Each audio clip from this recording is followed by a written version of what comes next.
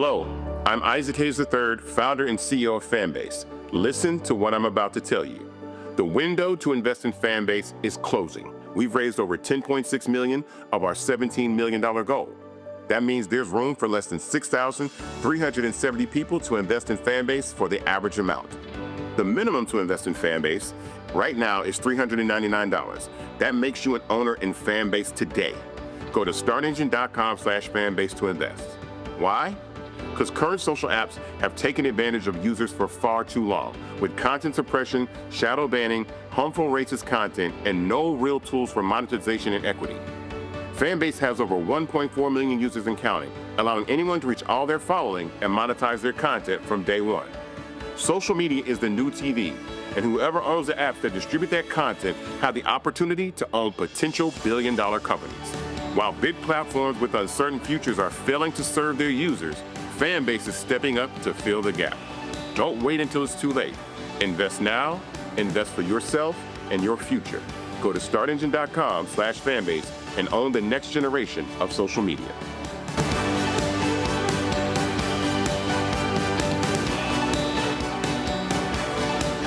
Folks, Black Star Network is here.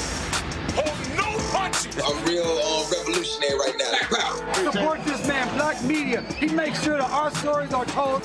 Thank you for being the voice of Black America, Roland. Stay black. I love y'all. All momentum we have now, we have to keep this going. The video looks phenomenal. See, there's a difference between Black Star Network and Black-owned media and something like CNN. You can't be Black-owned media and be scared. It's time to be smart. Bring your eyeballs home. You dig?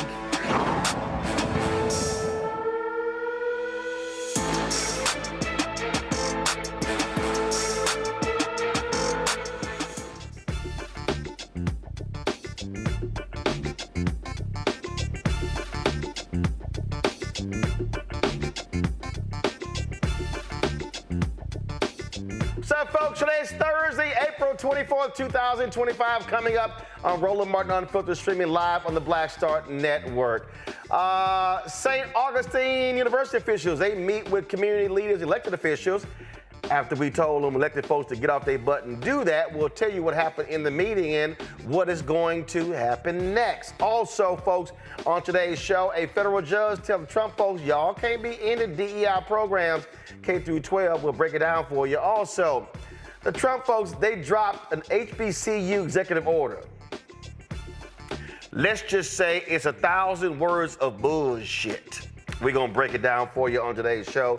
Plus, a dozen states are suing the Trump folks, claiming their tariff policy is hurting their economy. We'll break that down for you as well.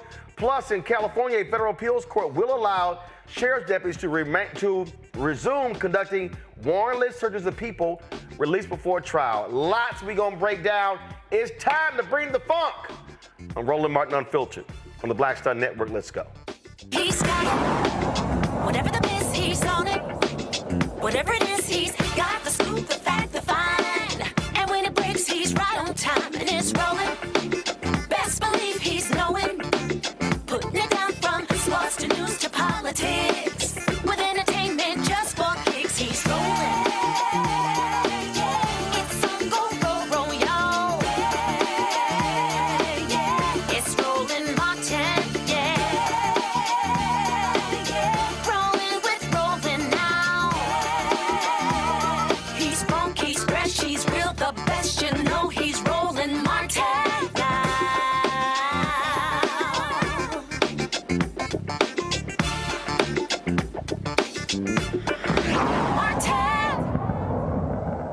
Federal judge has significantly limited the Trump thugs from ending DEI programs in K through 12 schools. U.S. District Judge Landy McCafferty said the policy, which the Department of Education described to educators as textbook viewpoint discrimination, is likely violating the First Amendment's free speech protections. Although the judge did not issue a nationwide order to block the policy, she has prevented the administration from enforcing it against any school that employs members of the National Education Association and receives federal funding. Her preliminary injunction comes after a short-term agreement between the administration and challengers to delay the policy's implementation. The agreement includes a certification process that requires schools to provide specific information for the judge's review and was set to expire on Thursday. At least two other courts are currently considering challenges to this policy. Let's talk about our panel. Joining me in the studio is Tiffany Dean Lofton. She got way too many damn titles to talk about, so she's on the show. Glad to have her here in the studio. Dr. Greg Carr, Department of Afro-American Studies at Howard University out of D.C. Reese Colbert, the host of the Reese Colbert Show on Sirius XM Radio out of D.C. as well. I'll start with the educator on the panel, Greg. Look, it's real simple. Trump, they're idiots. We know they hate DEI. The real DEI is Donald, Eric, and Ivanka. But what this is all about, it is, as I've been trying to tell our folk, it is to completely destroy the civil rights and the economic rights infrastructure. That's what they want to do. They're attacking textbooks. They're attacking teaching. They do not want education being taught that actually is the real American history. They still want that fallacy that white educators have been teaching for more than 100 plus years. You're on mute. Okay, thanks, Roland. Now we got you. Thank you, brother. Yes, sir. You're absolutely right. And we know that this was what was always going to happen in terms of process. You know, as we've been saying all along, you know, there's a 5-letter word, C-O-U-R-T, and there's a 10-letter word, injunction.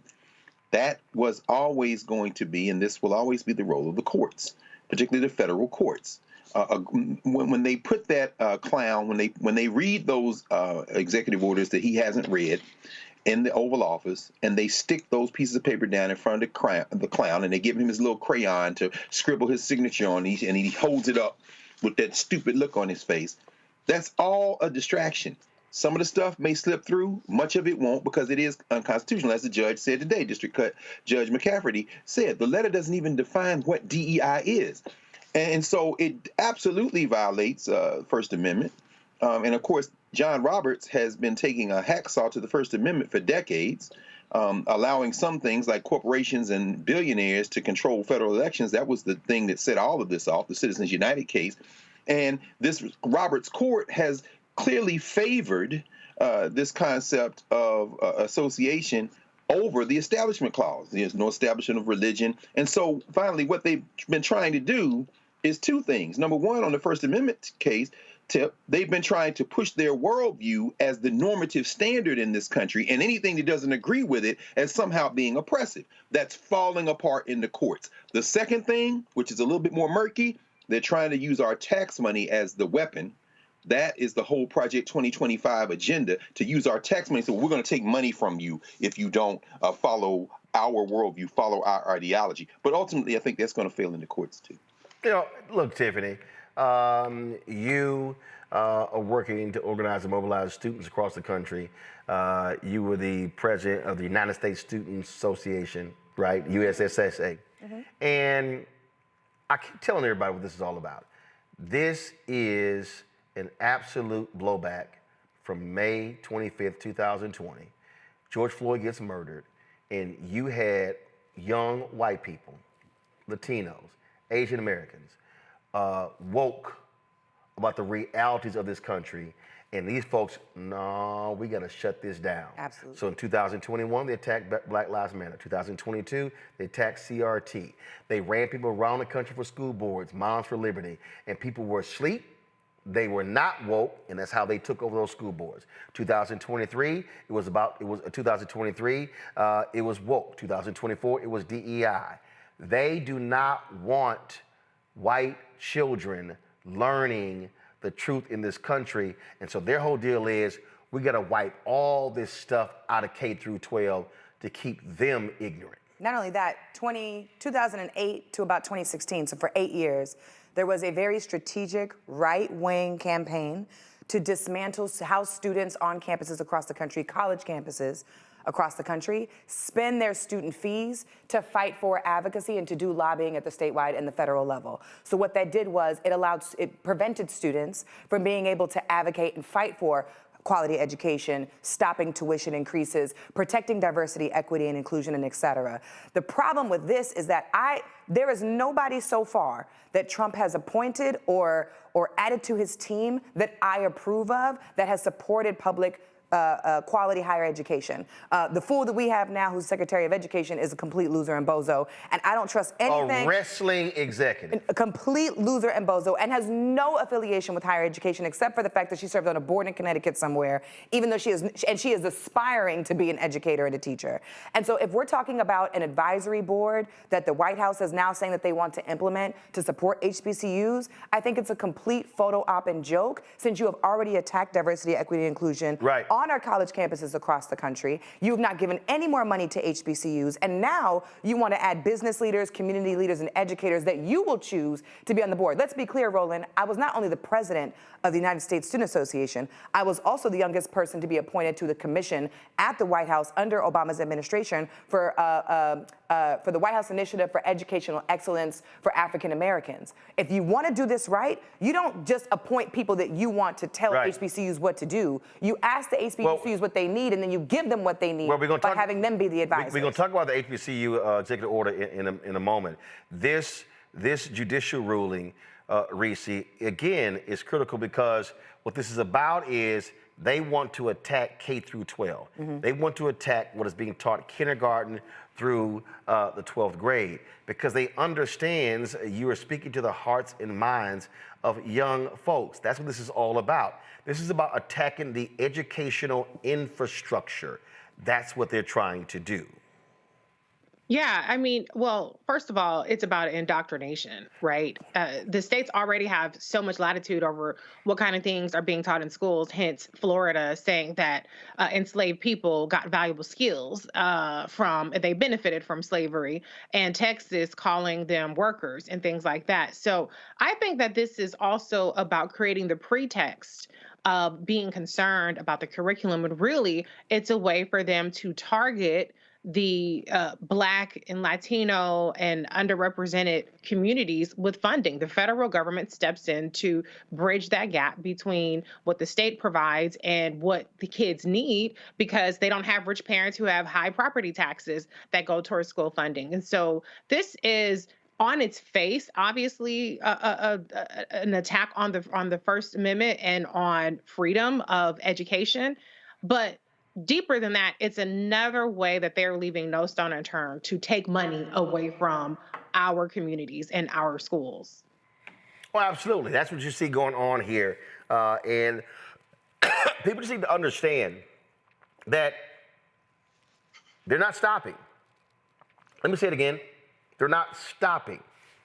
And I think too many people, Greg, and we keep talking about it, we talk about checking out of the process. Understand, you cannot stop this if you're not in the game. Come on. You've got, right now, all across the country, there are local elections, school board elections. You've got city council elections. People need to realize that there is a way to resist what is going on here. There is a way to fight back. People are thinking, well, I don't have any power. No, massive protests, mobilization matters. I know people don't think that what happens in the streets doesn't impact what happens in the suites. Trust me, judges are watching how people are reacting. And if the reaction from people is, then policymakers then go, we can do what we want to do.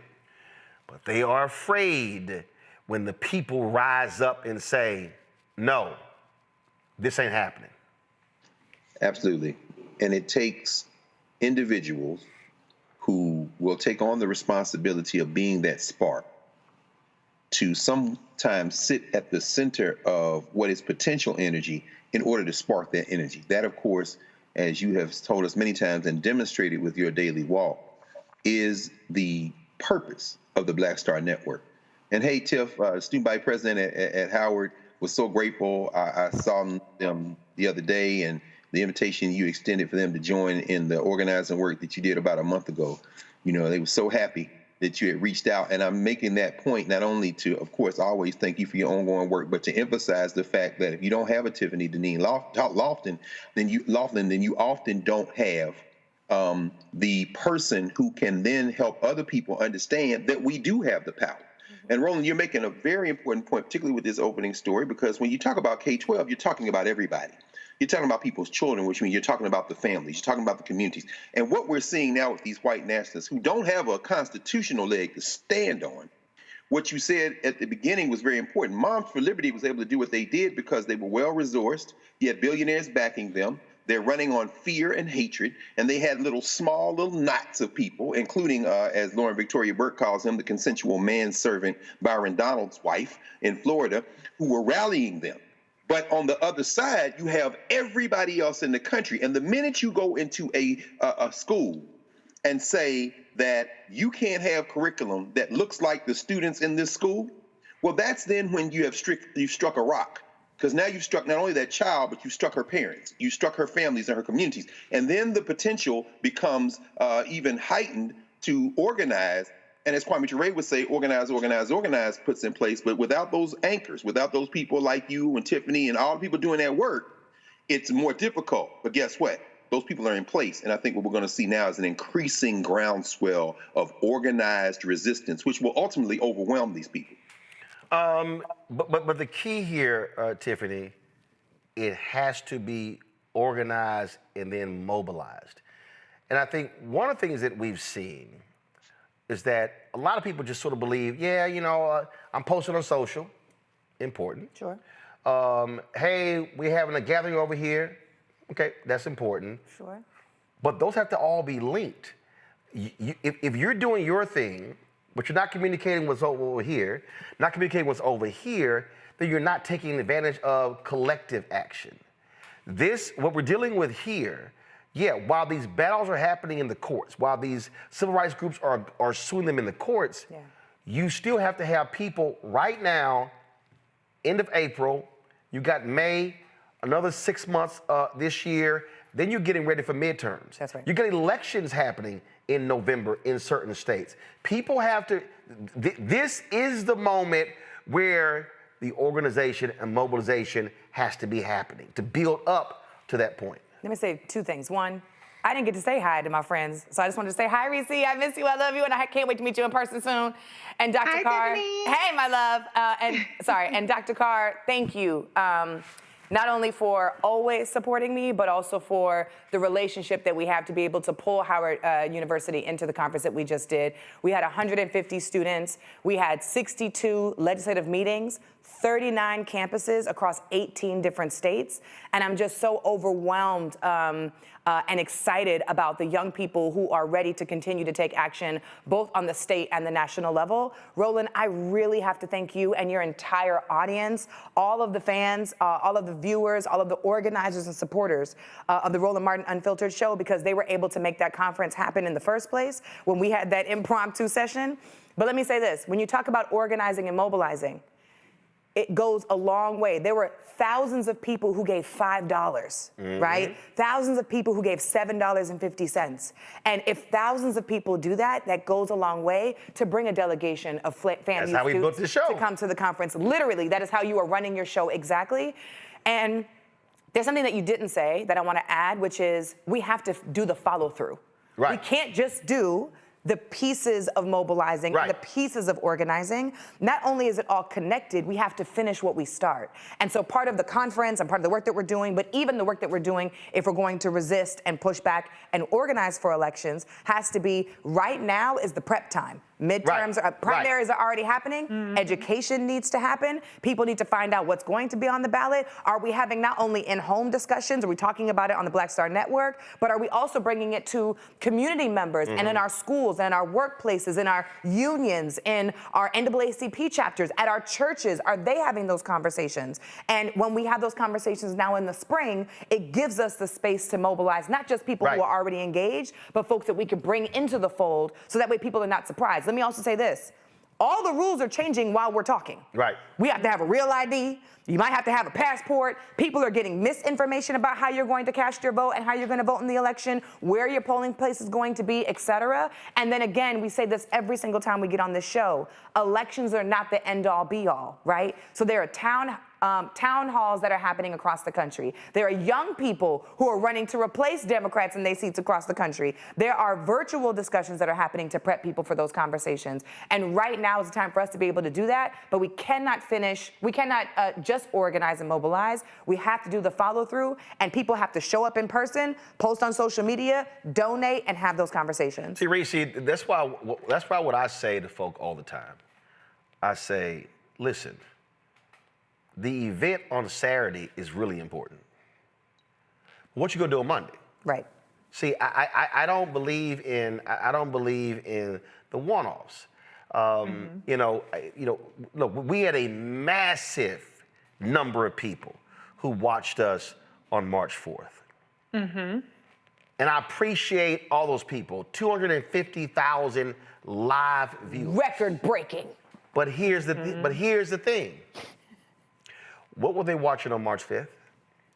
Because we were here. What were they watching on Thursday, March 6th? Because we were here. What were they watching on Friday, March 7th? Because we were here. And I say that because, see, I'm a firm believer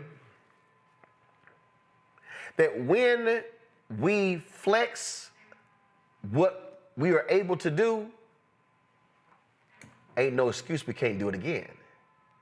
And people need to understand, it's great to plan a march for a Saturday or a Sunday, but folk need to say, but what we doing Monday, Tuesday, Wednesday, Thursday, Friday, Saturday, and then the following Monday, and why are we gathering? What are we gathering for? What are we trying to achieve? And then when we achieve it, now what we gonna do next? That's really how we have to be thinking. So while the legal eagles and the warriors are doing their thing in the courtroom, we need folk in other forms doing their thing too. Yeah, absolutely. I mean, I think that you have 2 points that you made there. Number one, you were ready for that audience of 250,000 people, and you still did the work. Even when it became 250, whether it's 250, 10, 15, whatever, Roland Martin Unfiltered Black Star Network is here regardless. And so it's about recognizing that you got to be in it so that people can even access you when they're ready to access you. And there's cumulative work that allows you to stay in it and to be a go-to place for people to look for guidance. But the second point is the capacity that we have that we don't exercise. There you go. That 250, that says we got a whole bunch of capacity that we're not exercising on a daily basis. And I get it, people have stuff going on. Maybe people catch it on the replay. They didn't catch it live because it's less of an event when you can access it every day. But we have to start exercising our capacity. It's not that everything is our fault because we don't vote at 75%, 85%, 90%. We don't have to carry the country on our back. But for our self-preservation, we have to recognize that we haven't tapped out on what we're able to do. And as long as we have these tools in our toolkit, as long as the courts are holding barely, as long as we get to have more elections barely, as long as we get to run for office barely, we have to do more to exercise what we have before we fighting and clawing a whole different kind of ball game, which I know Dr. Carr warns us about all the time. And Tiffany, thank you so much for all the amazing work that you do. It's such a pleasure to be here with you today and to be with this esteemed panel. But I do want to pick up though on that particular the capacity point there, Greg, because I think it is one that we have to confront. Reese just said we don't want to have to carry the culture. I disagree. No, the contrary. No, here's the deal. I still disagree with that because here's my whole deal. If I look at numbers, if I just look at raw numbers, especially in places where we have a significant population, if we actually vote at 75, 85% of our capacity, we wipe other people out. See, if they stay here, and we're here, those vote totals wins. I was talking with a brother, a preacher, who asked me was I going to Reverend Sharp's National Action Network conference, and I said no. I said because I'm in my studio every day. I did. I was like, I said, I got work here to do. I forgot we tell the truth here. Keep going. I don't care. The show is called Unfiltered. And he said that they were having a panel conversation at Friday called The Black Church in the Age of Trump. I said, that's a waste of conversation. He's like, what do you think we should be doing? I said, what you should do and say is we are going to establish a NAN organizing committee of black churches, specifically in North Carolina and Georgia. I said, because in Georgia, there's going to be a gubernatorial race, there are going to be statewide elections, and Ossoff, Senator John Ossoff, who is yet to come on this show, even though I helped get him elected on January 5th, 2021. Yes, I said it. And I'm still waiting, and it's been 4 years and 3 months. The whole panel. I mean, he's likely going to run against Governor Brian Kemp. I said, so y'all need to be focused on mobilizing the black church in Georgia. Yeah. I said, in North Carolina, we just saw in November, Democrats won a governor's mansion, lieutenant governor, secretary of state, attorney general, superintendent of schools. They stopped the supermajority of the Republicans. Allison Riggs wins the Supreme Court race, but Kamala Harris loses in North Carolina. Because they cheated. I said, Facts. y'all should be mobilizing the black church, especially the black belt in East North Carolina. I said to take out Tom Tillis in 2026 and to defend the black woman Anita Earls, who's on the Supreme Court in North Carolina. I said, that's the focus. I said, that should be your conversation.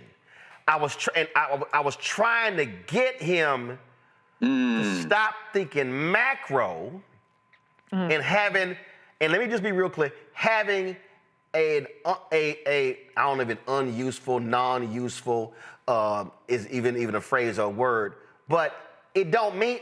Waste of time. I'm not interested in black church and age of Trump, whatever, too broad. I said, we have to narrow our focus to achieve victories. And he said, I'm taking that to the panel. He said, to discuss. I said, that's where we have to be.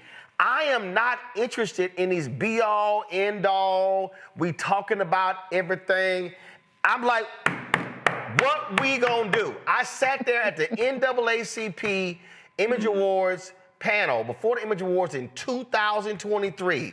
Leon Russell, the chair, was sitting no more than 15 feet from me. Jalen Rose was to my right. Kenya Barris was to my left. Kyle, who runs the Hollywood branch, I said, y'all, DEI is over. Now everybody looked at me like I was crazy. I said, I need y'all to hear.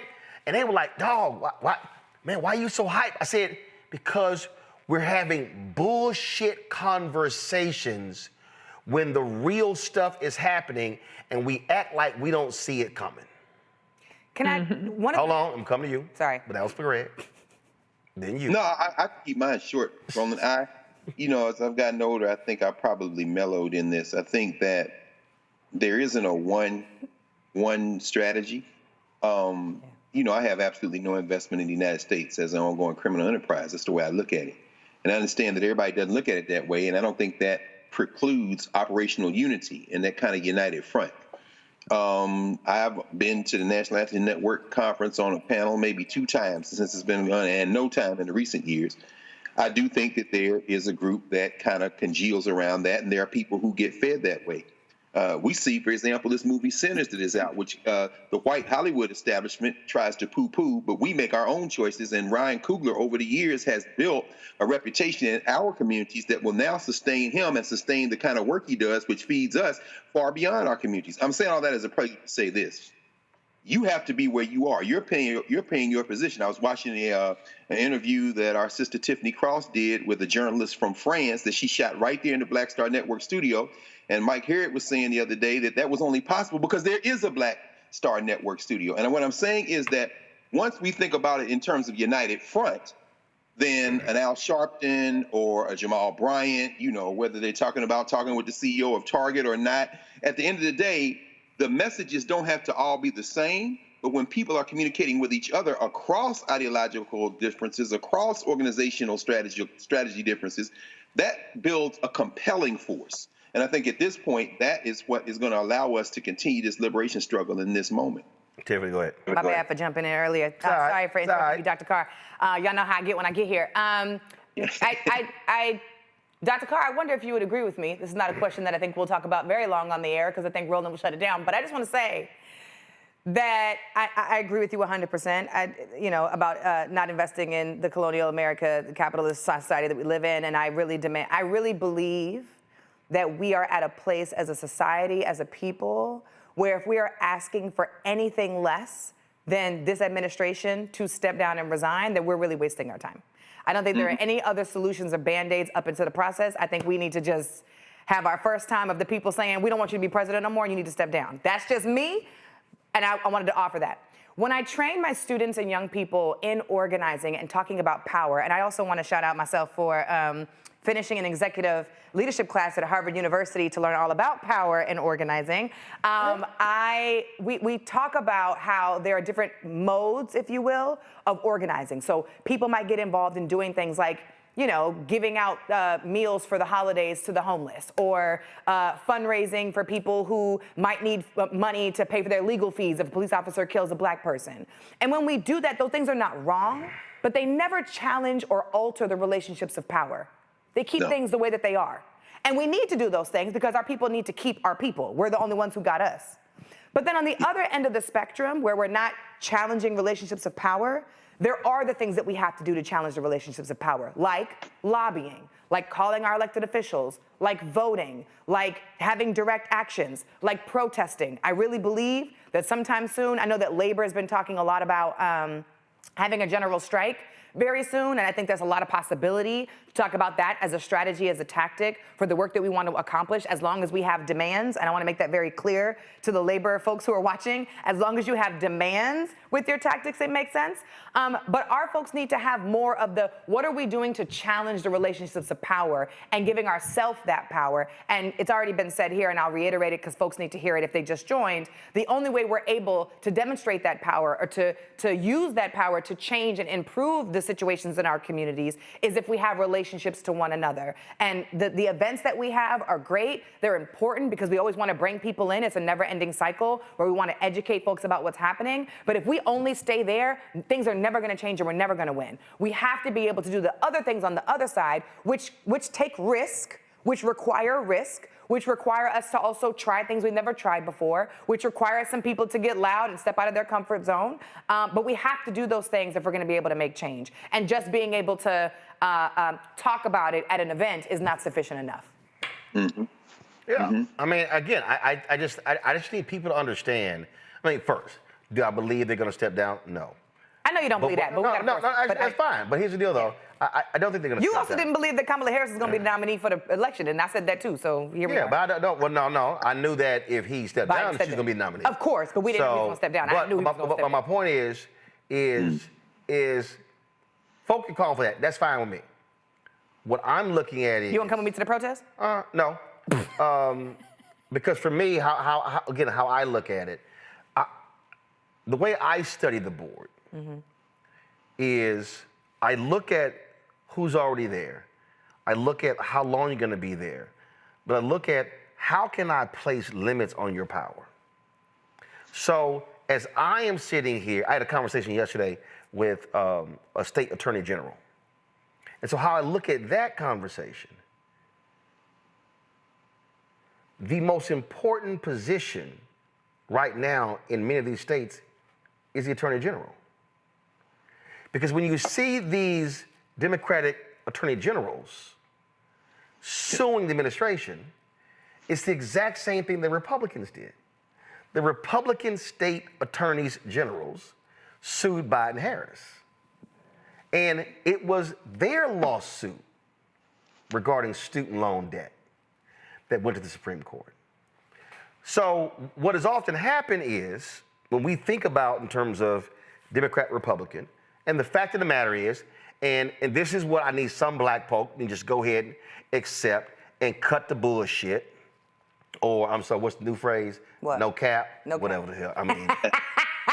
You used it right, go ahead. You used it right, that's it. No, I used it right the first time.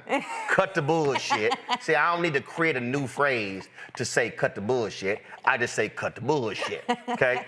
Some people can't say bullshit, they gotta say no cap. Go ahead. Cut the BS. There you go. I say that because when you look at where our issue stands, y'all can sit here with all that, you a Democratic shield, you ignorant asses, come on my page, you always pushing the Democrats. Y'all, this is real simple. Who wants voting rights expanded and who wants voting rights curtailed? It's either yay or nay, it's either blue or red, it's either donkey or elephant. Y'all can sit here with the bullshit y'all want to, but that's the whole deal. Who actually believes in civil rights and then who doesn't? Who believes in due process and who doesn't?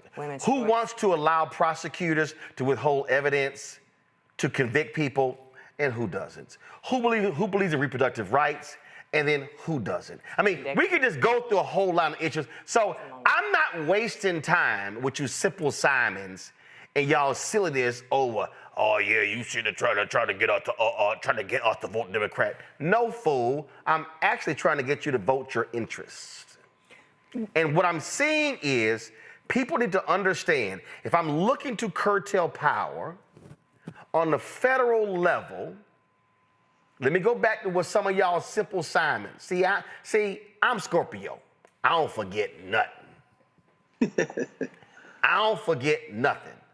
A whole bunch of you simple Simons who listen to these other simps with their YouTube channels, who love to declare that they are new media, but if all y'all add all y'all together, y'all still don't equal me. Yes, I'm being petty. All you simps, I remember when y'all said, these judges don't mean nothing. Oh, I'm petty, I'm King Petty. These judges don't mean nothing.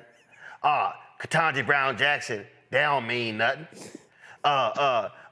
Them black federal judges, okay, all right, Biden Harris appointed 60 black federal judges. You know, I don't know that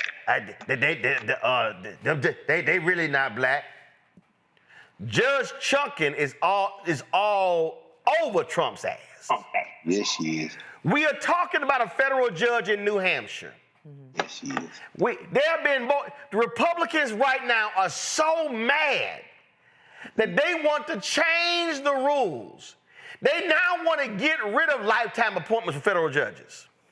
They now want to actually impeach federal judges.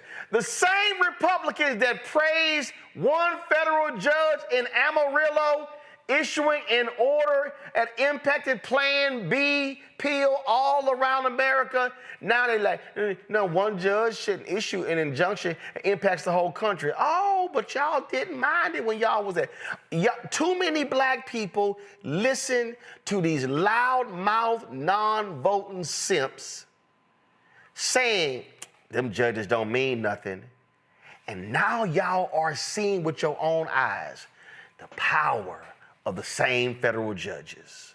Right. And the federal judges that are ruling, a lot of them are conservative. The federal judges are ruling were appointed by Reagan and Bush. Some appointed by Trump because despite them being conservative, there are still a lot of conservative judges who actually believe in the rule of law. That's right. And they are not Trump apologists like Roberts, Alito, Thomas, Gorsuch, and yeah, Amy Coney Barrett. And I know I'm leaving one of them off, but they all the same to me. The point Kavanaugh.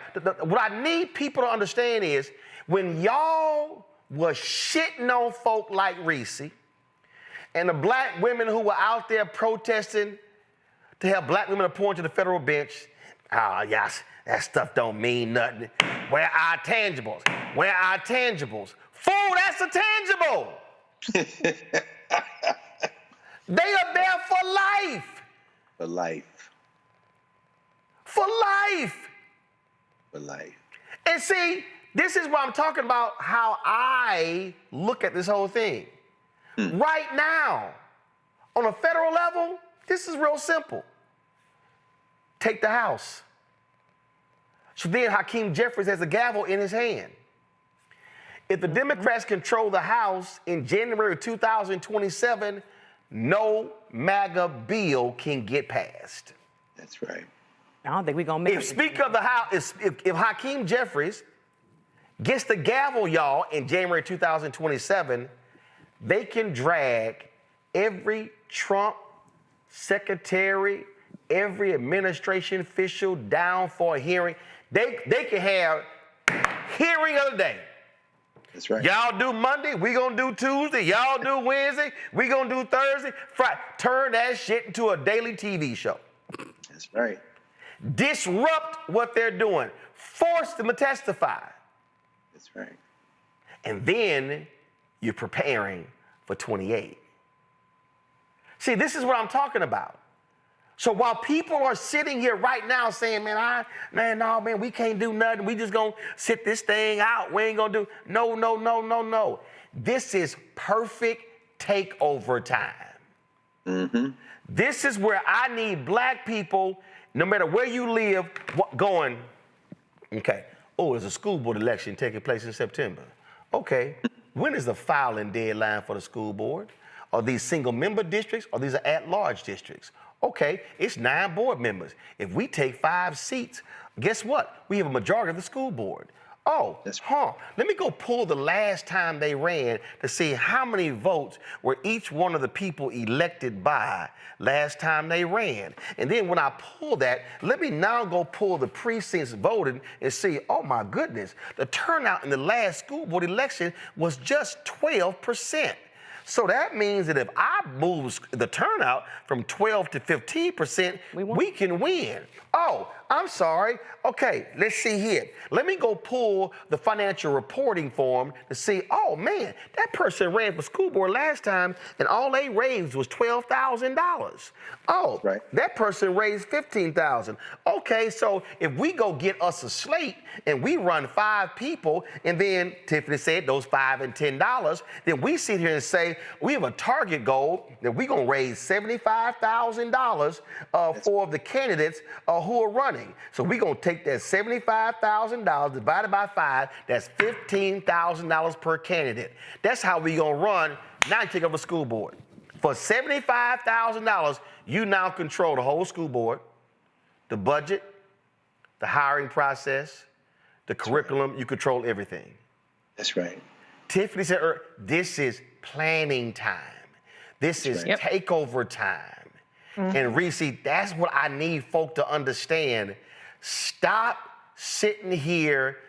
He ain't going nowhere. We're going to fight him every single way. But where you are right now, you can take over that school board, take over that city council, take over that county seat. Look who's your state rep and state senator.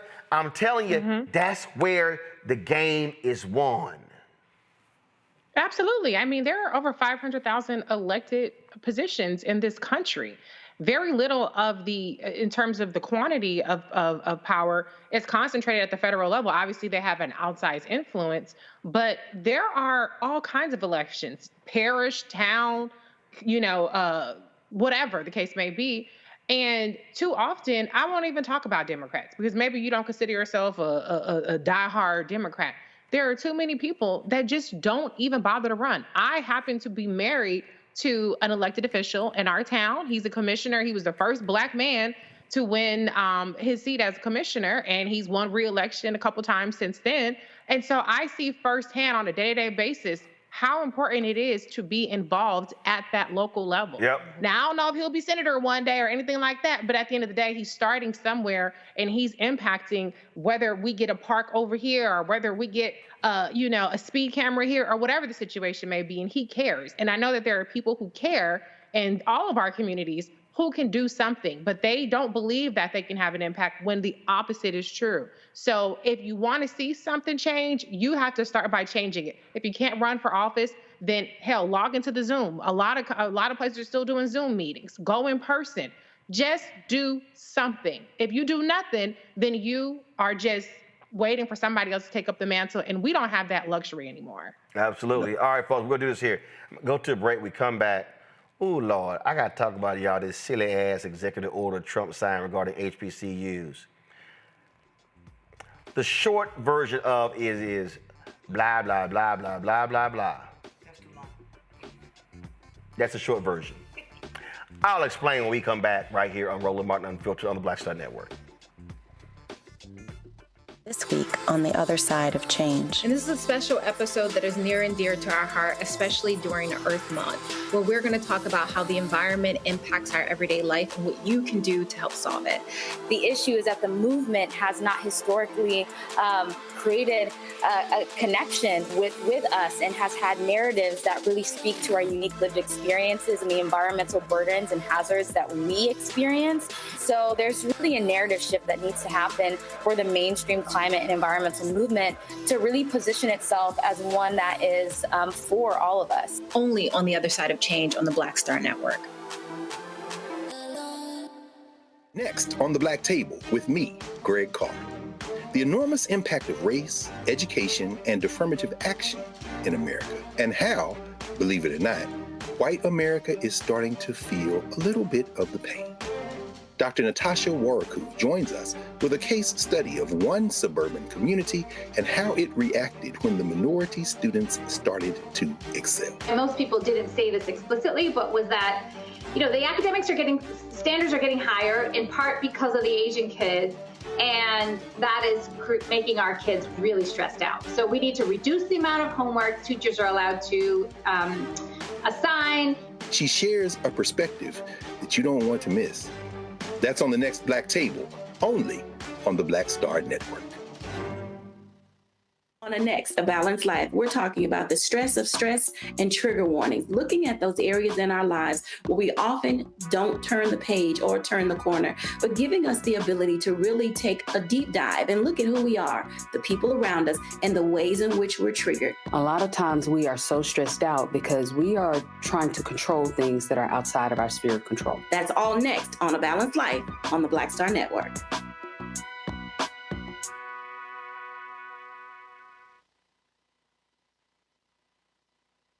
Hey, this is Motown recording artist Kim. You are watching Roland Martin Unfiltered.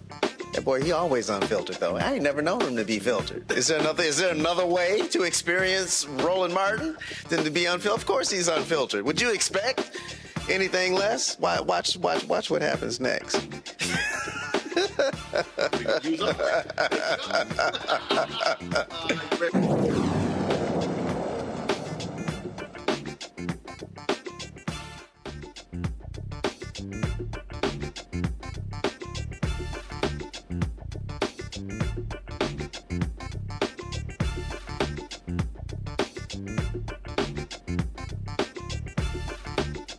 Folks, yesterday, the twice impeached, criminally convicted felon con man in chief, Donald Trump, released this executive order. It's called, go to my iPad, it's called White House Initiative to Promote Excellence and Innovation at Historically Black Colleges and Universities. It is 1,065 words of literally nothing. I mean nothing. By the authority vested in me, historically black colleges and universities remain integral. Yeah, we know all of that.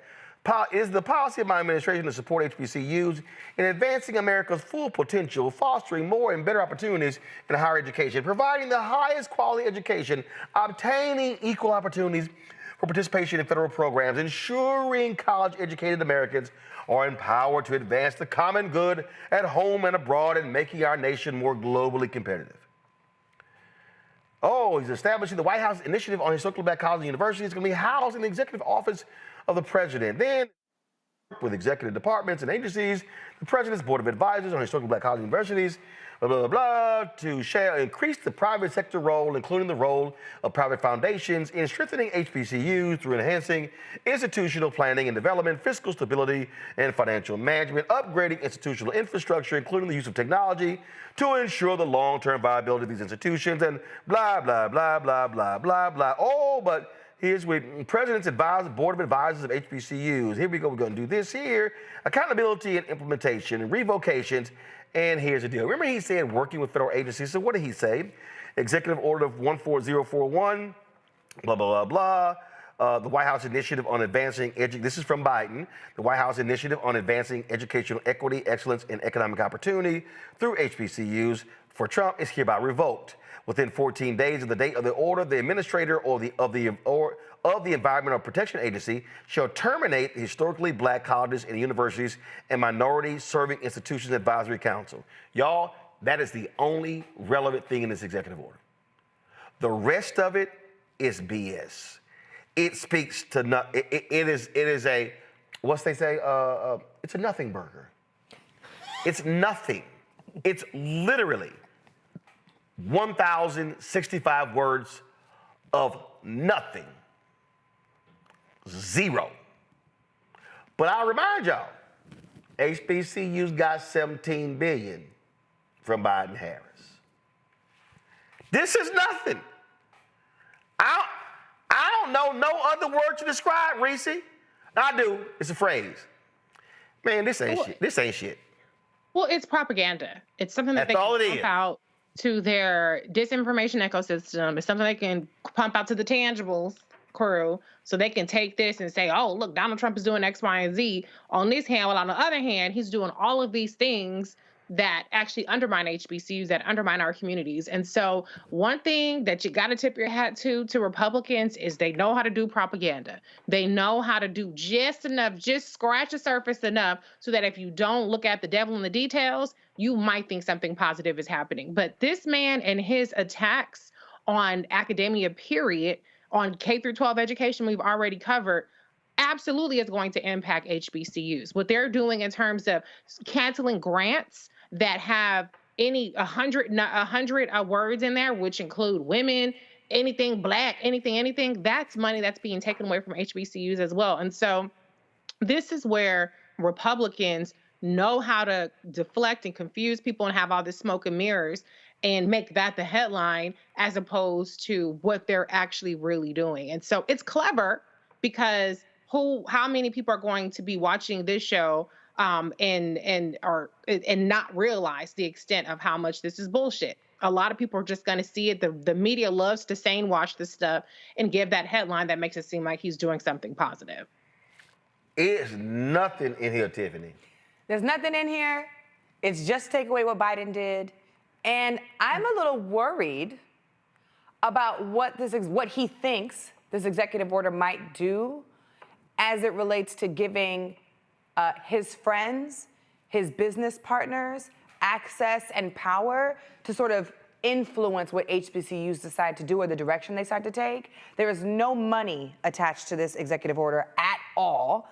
But there is some language about how Trump wants to create his friends or some business partners or community members. It does say students and alumni in executive order, but like, who gets to choose them? I got those kind of questions, right? It's not just like an executive order that says we're gonna create another council and get rid of Biden's council. My question is then, who gets to select these people, right? And if it's not the institutions themselves who are telling the president, here, which we've already been doing, to be clear, here's what we need, here's the resources and funding that we need, then that's the first concern that I have. The second concern is this: nobody at all should be talking about this executive order as a positive thing when Donald Trump is literally erasing and getting rid of diversity, equity, and inclusion across the country at every other institution. The two don't go together. You cannot say that you do not support and that it is illegal in the land of the law for diversity and equity and inclusion to exist, but yet you want to sit here and pretend like this executive order is supposed to help black students at HBC, at historically black colleges and universities. The two don't make sense. So we're either going to support people of color and students of color, make education a right, make it a quality education, fund education, and support the students that are on this campus, and help the institutions so that they're able to make sure that their campuses are safe, or you're not. And what you have been doing is showing us that you actually don't give a damn about what's happening at HBCUs. So this is a joke. We can read between the lines of what you wrote. We know this is personal, you being petty for Joe Biden, and we can see for what it is. And our institutions have a responsibility. This is a call to all of our HBCUs. Our HBCUs have a responsibility to not pretend like this is a good thing and go along with the motions. We need HBCUs and institutions to stand up around the country, protect their institutions, and more importantly, protect their students and their faculty and their educators, and make sure that the White House doesn't get to play with HBCUs, pretending like it did something good, because that's exactly what he wants to do. So, Greg, there is a particular line in here I found to be of interest. Right here, let's see here. They're going to, wait a minute. I thought this one was pretty funny, okay? It's under the first section, under section 3, I need everybody to see this, it's H. Let me zoom in. It says, Greg, encouraging states to provide the required state matching funds for 1890 land grant institutions. Now, folks, allow me to remind you what happened under Biden-Harris. Do y'all remember September 2023 when the Secretary of Education, Miguel Cardona, remember when the Secretary of Agriculture, Tom Vilsack, when those two sent a letter to 16 states telling them that, oh, y'all have cheated HBCU land grant institutions out of $13 billion over the last 30 years. They found that only 2 states, Ohio and Delaware, actually didn't cheat the universities. That's the only ones. The other states, this is inside higher education, the other states' institutions had funding gaps between $172 million to $2.14 billion compared to their white counterparts. So, Greg, here is the question, and here's the funding gap, y'all. As you see, Tennessee is $2.1 billion. Greg, how many 1890 HBCU land grant institutions are in your home state? Us. Tennessee State. Yeah. The only urban institution, only public urban institution in Nashville. Middle Tennessee State is like Murfreesboro. So y'all better stop that shit. So it's 2.1 billion. Yeah. North Carolina, $2 billion. Yeah. Florida A&M. Florida A&M, $1.973 billion. A lot of money, brother. Texas, $1.1 billion. Prairie View, Texas Southern, no question. Louisiana, $1.1 billion. Southern University A&M. West Virginia, $852 million. That's Virginia State University. Georgia, $603 million. Fort Valley State University, Albany State University, yes. Savannah State University, yes, sir. Alabama, $527 million. Alabama A&M, Alabama State University, yes, sir. South Carolina, $469 million. Old Bulldogs, South Carolina State University, yes, sir. You better Oklahoma, $418 million. Oh, now, let me think. That's Langston? Yeah, Langston University, that's right. Missouri, $361.5 million. That's Lincoln University, and that's also it's just in St. Louis, Harris-Stowe. Yeah. Arkansas, $330.9 million, Pine Bluff. Pine Bluff, yeah. Maryland, $321 million. Eastern Shore, Morgan. Bowie State. Yes, sir. That's right. Coppin State. Virginia, $277 million. Oh, that's our frat brother down there, Abdullah, Dr. Abdullah. Virginia State. Norfolk State, Mike Vick, and them cats down there doing it. Mississippi, $257 million. Alcorn, Jackson State, absolutely. Mississippi Valley would have to go have a GoFundMe because they need the money. Forget them uniforms to play those damn $1 million games where the athletes get hurt. Absolutely. Kentucky, $172 million. Where the athletes get hurt. Yep. Go Thoroughbreds. Kentucky State University in Frankfort. That's right. So, no. Go back. So, here's my question, Greg.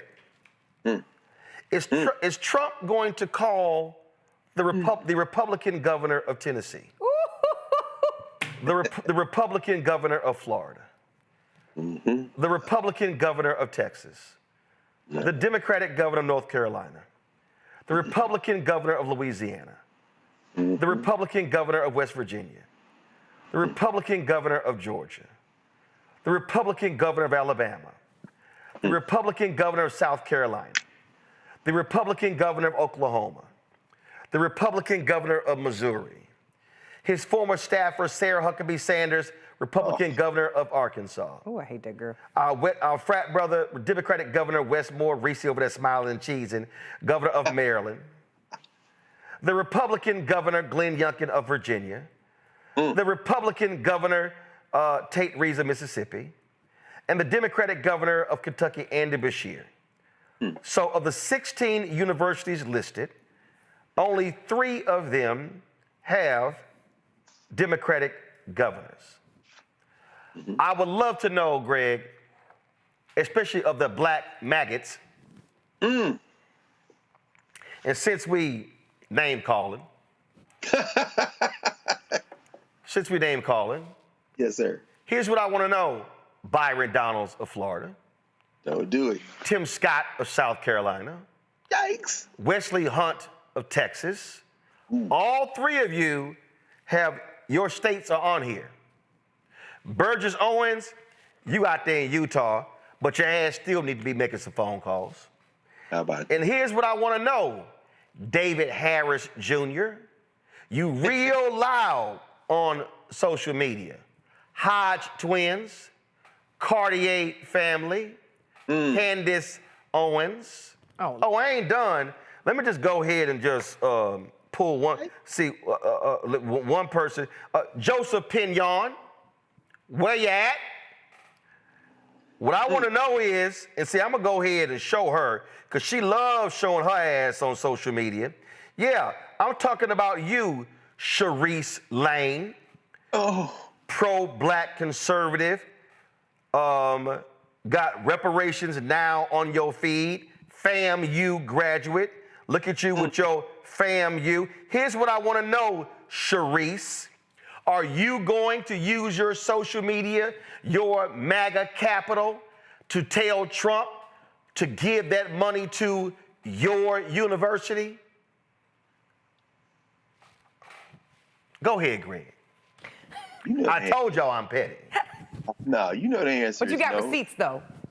No question. No question. No, I think, well, several things. By the way, I didn't realize, I'm embarrassed to say until a couple of weeks ago, that there is a Black Chamber of Commerce, although I should have known this, in Utah. I picked up a book called Black Utah. So, yeah, I don't know if he's in touch with the people at the Black Chamber of Commerce in Utah, but there is one, Brother Burgess, so you should probably talk with them if you can get your head out from the MAGA hind parts. But I think there's several things. Tiffany, I think you focused in on some very important language there. At Howard University, the Secretary of Wrestling is an ex officio member of Howard's board. So look for Linda McMahon to be around because, again, as you say, Reese, they're excellent at trolling. They're excellent at public relations. And don't expect any real pushback because Howard is holding his breath for a reason I'll mention it in a moment. And I wouldn't be surprised at all. Larry Ellison, when I first came to Howard, had given some equipment and some in-kind stuff when he was running Oracle day-to-day to Howard University at the time. That was 3 presidents ago. Ellison now, of course, is vying to expand his reach and use our federal dollars to do it. So I wouldn't be surprised if he don't start sniffing around, and Elon Musk and Jeff Bezos. Because that language does kind of speak to enabling that kind of, when he's talking about free enterprise, that's basically, we're going to rob y'all. That's what they're talking about, take your public dollars. So there's that language. Speaking directly to what you raised, Roland, I don't expect him to call any of those folks, because I think that that executive order is speaking to picking up political points, and part of their politics, particularly these craven white nationalists, is an emphasis on select ideas or select propaganda that they are somehow friends of the blacks. Look at my African American, friends of the blacks, Herschel Walker, and these kind of clowns, friends of the blacks. HBCUs in some ways. Because remember, I think if memory serves me correctly, you can check with her directly, Roland. I think it was Omarosa was one of the people in his ear about moving that from the Department of Education to the White House, even though that had been done under previous administrations as well. But all that is a foreground to this. Separating black folk from other non-white groups in America, and shout out to all the descendants of slaves. Yes, I'm speaking to you, descendants of slaves who play into that blackface nativism and thereby weaken our collective efforts. By doing that, notice what was not mentioned in that initiative, in that executive order. And this is something that goes back to the previous administration. Separating the HBCUs from the other quote-unquote minority-serving institutions, the Hispanic-serving institutions and the tribal colleges, who have already complained again, saying, oh, so you're going to create an oppression Olympics between us and the blacks. I mean, this is all designed with that in mind. And there have been a couple of HBCUs that have said thank you in the wake of this executive order, thereby playing right into it. At least Kellyanne Conway isn't around to have her feet off on the couch while the Negroes are lining up the cheese behind the President of the United States. Now, all that is a foreground to this. He ain't going to call them because he didn't have to.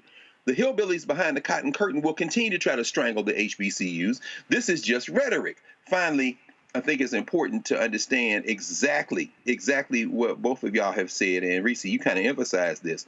Just this week, it was announced, for example, that the federal government, through the State Department, because Trump's trying to destroy the State Department, which, I don't really have mixed opinions at all. I think the United States is already is receding as a world power, and this is just going to accelerate it. And that might ultimately, in the long range, if we're smart enough to have some global solidarity, be a plus for us. But a story for another day.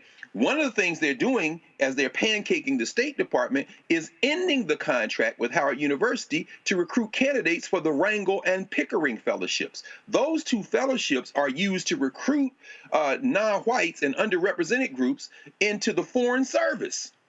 Now you signing this executive order, the Negroes are like, hey, thank you, and you're ending the contract that created a pipeline to create black ambassadors, black State Departments, black employees, black diplomats. So we have to pay strict attention. It is rhetorical, it is useless, but there is a politics animating that theater. And I think that politics is far more dangerous than the words on this last piece of paper that the clown is scribbling with his crayon on. See, the thing for me here, Reese, is, and this is why I tell folk, y'all, I don't get excited about sheets of paper. Mm-hmm. Mm-hmm. I want to know the details. And the reality is, and let me be real clear, and I've said this to black Republicans, we are still constituents. We are still taxpayers. We as black people, even though we were the smartest folk in America and not voting for this phony fraud, we knew what was going on. But we still are owed, we still are owed a whole lot. Daryl Scott, I'm talking to you too. Where you at? Not where the fans at, where the MAGA's at. Where the black MAGA's at? What? See, he talking about, y'all, no. Since y'all gonna be in the room, kikiing, Harlem shuffling, because we know y'all can't do boots on the ground. No. Since y'all in there, are y'all gonna ask for the $13 billion? Mm. And since all these Republicans are playing the bend over game with Donald Trump, when they were voting on the voucher bill in Texas, that scam, Trump phoned in to the House Republicans. Y'all vote for this bill. Okay, Donald, tell Greg to release that money to Texas land grants. That's right. Come on, Byron. You supposedly running for governor?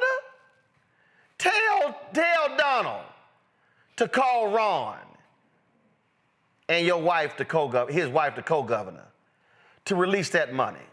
Come on, Daryl Scott. Tell Trump to call Lee in Tennessee. Mm-hmm. Come on now. Come on. Come on, Cartier family. All you little young boys, y'all be running y'all mouth. Tell Trump to call Brian Kemp and give Georgia that money. If all of you, and y'all don't like nobody, y'all can't stand when black people call out, question your ethnicity. All right. Show us something. And if you're not gonna stand up for black people and ask for the money, y'all all a bunch of frauds. Reese, go right ahead. That's true. You did mention my governor, though, Governor Westmore of Maryland. So I just had to just let people know that in the fiscal year 25 budget, he doubled the state federal match for the 1890 land grant institution. There's only one left, to $4.8 million. Okay, so now, hold up. He frat, but this is old money. See, that's recent money. I need that old money. Because see, that was follow me here. That money we talking about, that was for a very specific 30-year period. I know what you're saying. So the HBCUs in Maryland should be getting that old money plus new money. But go ahead. I'm saying that he don't need a call. He already on the JOB. That's what I'm saying. You now know it's 321. So it's the fourth lowest. Still need that check. Okay, well, he on the job. He on the job. Okay. So, anywho. I'm going to send him a text, too. Go ahead, do it. I got my governor's back. Okay.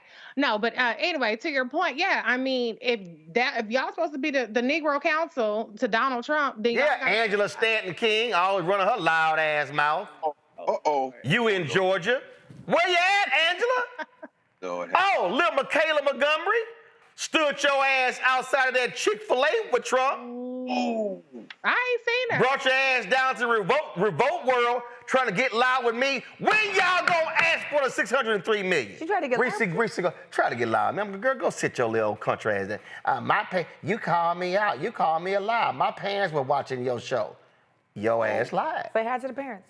But your ass lied. You calling somebody country with a cowboy hat on is hilarious. No, baby, hold up. You know, first of all, wearing a cowboy hat don't mean your country. I know, but I'm just saying. That means your ass got swagger. Come on. Reese, go ahead. It is a nice hat. It is a nice hat. You information. I don't know if you want a cowboy Carter later or what. But anywho. This is my coat. I'm rocking this Cody James. Going right. I had my Stetson on the other day, but going right ahead. Where your fan at? No. That shit is not. Don't hate on the fan. You ain't gonna never see my ass with a fan.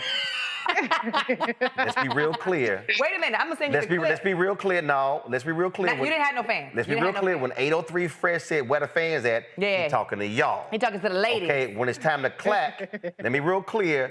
Ladies clap with fans. We clap. Reese, go ahead. Okay. I'm gonna send you the video. Yeah, well, you know, I want to go back to Tiffany's point earlier about this whole notion of oversight. You know, a couple weeks ago, Roland, we talked about what was happening with one of these universities where there was this terrible loan of sorts that they were trying to... St. Augustine. I'm going to deal with their ass in a minute. Go ahead. Okay, there you go. And so I'm just, the wheels are turning, and I'm thinking about how this oversight, and the one thing they always try to attack HBCUs on is their finances. And so I don't like the idea of them getting their tentacles more in these institutions. To Tiffany's point, again, there's no money associated with this. So you're increasing oversight with people who are not disinterested parties. And then the other part of it that does not compute is their whole emphasis on private-public partnerships. When this administration is suing or threatening to sue and investigating corporations for DEI, any kind of DEI programs, that doesn't really compute with increasing partnerships from the private sector. And so there are so many things, actually their entire platform outside of this EO completely contradict any notion that they actually have earnest intentions here on improving HBCUs. Well, again, Greg, real quick, then we'll go Tiffany. No, just very quickly. The one that we should be paying attention to, even though I think it's completely illegal, is the executive order he signed yesterday going after the accrediting bodies.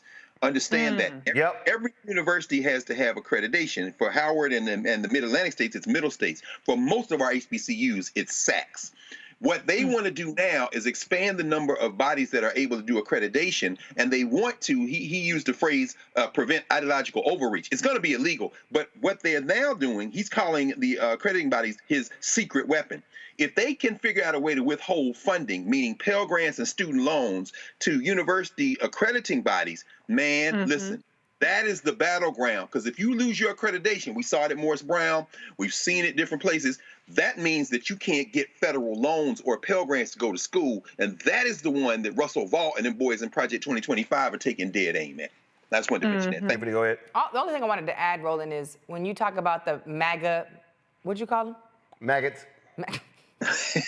The maggots. I tried to write everything down. Between M-A-G-A-O-T-S. No, I know how to spell it, but I'm thinking between MAGA maggots and what Dr. Carr said earlier, the hillbillies behind the cotton curtain. I just feel like everybody needs to tweet that and tag both of them in it.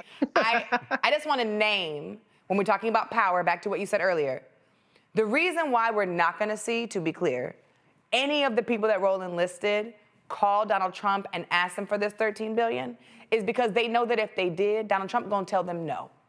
And the people on that list are the folks who appreciate pretending like they have access to power by conforming to white supremacy and doing their best to act like white people, but they have no power to get what they actually need or what they actually want from Donald Trump. So I'm glad we have a network and a space where we can display the hypocrisy, call them out and tell them to tell Donald Trump what to do, because this is what he wrote in his executive order. But to be very clear, the reason why you're not going to see any of these people respond to the call to action is because they know that if they try to attempt to call Donald Trump, he going to look at them and laugh and say, get out my face. He ain't giving nobody no money.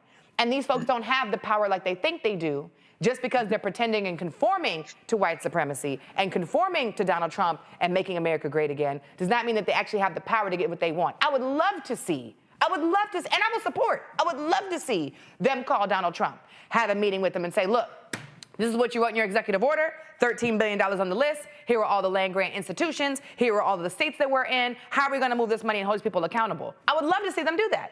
But you ain't never going to see it because they have no power. Donald Trump's not going to give them the time of the day. He's not going to allow them to schedule a meeting with him. He's not even going to take their phone call, okay? So continue to put pressure on those people, but let's make sure that when Roland is calling those folks out, that we're paying attention to the why it's not happening. It's because they do not have power. They are performing. Oh, absolutely. So, and again, since y'all love to stand there knee deep in your blackness, y'all love to talk about Frederick Douglass was a Republican. Y'all love to talk about, it was Democrats who created the KKK. All historical facts. But I got to remind y'all, we know exactly who's supporting Confederate monuments today. Ooh. Your boy Trump and the Republican Party.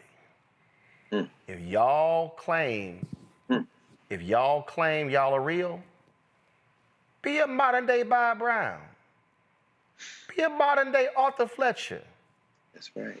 Or you're going to end up really being a modern day Stephen from Django. Who that on that nag? Don't do it. Don't do it. Don't do it. Who that on that nag? Don't do it. Hey, brother. Yeah, I said it. Let me go to break. When I come back, I'm going to talk about the drama at St. Augustine's University. We'll talk about that next. Y'all support the show. Support this show. Y'all know ain't no blacker show out here. First of all, ain't no other daily black news show. It's also black owned. Talk your ish. That we ain't got to ask nobody permission what we talk about. Come on. Or what we wear. Come on. Or Well, I ain't gonna go there. Who you have on the show? Y'all want to support us? Y'all contribute via Cash App. The QR code is right here via Stripe. Pull it up right here. You can also, of course, support us by sending your check and money order. And make it out to Roland Martin Unfiltered. Not Uncle Roro, not Roland Martin, not Unfiltered, not Black Star Network. Make it out to Roland Martin Unfiltered. P.O. Box 57196, Washington, D.C. 20037 0196. PayPal R Martin Unfiltered. Venmo's RM Unfiltered. Zelle Roland at RolandSMartin.com. Roland at RolandMartinUnfiltered.com. We'll be right back. Next on the Black Table with me, Greg Carr. The enormous impact of race, education, and affirmative action in America, and how, believe it or not, white America is starting to feel a little bit of the pain.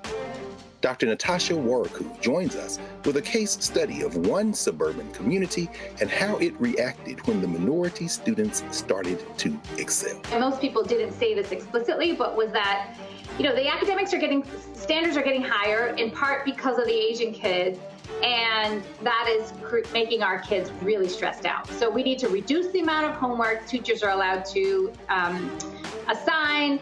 She shares a perspective that you don't want to miss. That's on the next Black Table, only on the Black Star Network. Hey, what's up, y'all? I'm Devon Frank. I'm Dr. Robin B., pharmacist and fitness coach, and you're watching Roland Martin Unfiltered.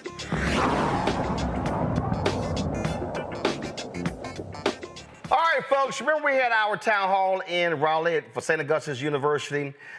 This was April 11th, and you might remember that North Carolina State Representative Abe Jones, and he was on the panel, and I was asking him a series of questions, and City Council member from Raleigh, Corey Branch, was in the audience, and everybody was pointing out his audience. I'm like, come on up here. And I challenged them on political leaders needing to call a meeting with St. Aug leadership to talk about the drama and what the hell's going on in that school. In case y'all missed it, y'all know I'm real black. This actually happened. Attempted to have any conversations with this interim president and the board of trustees about what has happened and what their plan of action is? Yes, I have. And I've had a conversation. What happened? So I had a conversation with the acting president, and in that conversation he keeps saying, we have a plan, we're working through a plan, we have a way to have funding. That's what he's telling me. Okay, so that's said, the conversation I've had with him. He said we have a plan. Yes. He has not shared the plan to me. So how do you know there's an actual plan?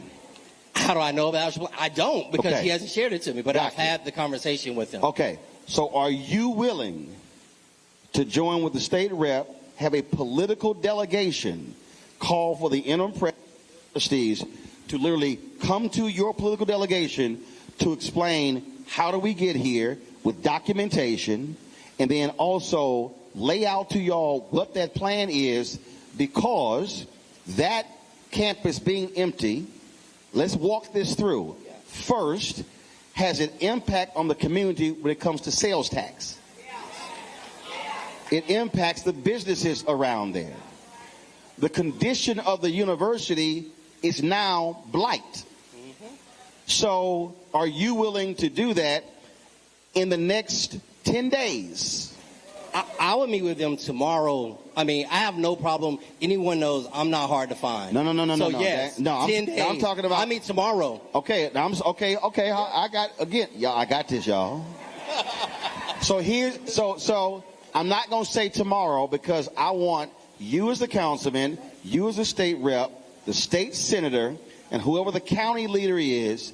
I want the four of those individuals. You can put the mayor if you want, but if not, that's fine. But the four to put that letter together and send it to that president and that board of regents, that board of trustees, and say, we are requesting that meeting, a face-to-face meeting with them to get all of those answers, because as the duly elected representatives of the people, since clearly they're not going to talk to the people, if they choose not to talk to y'all, then y'all really know how they feel.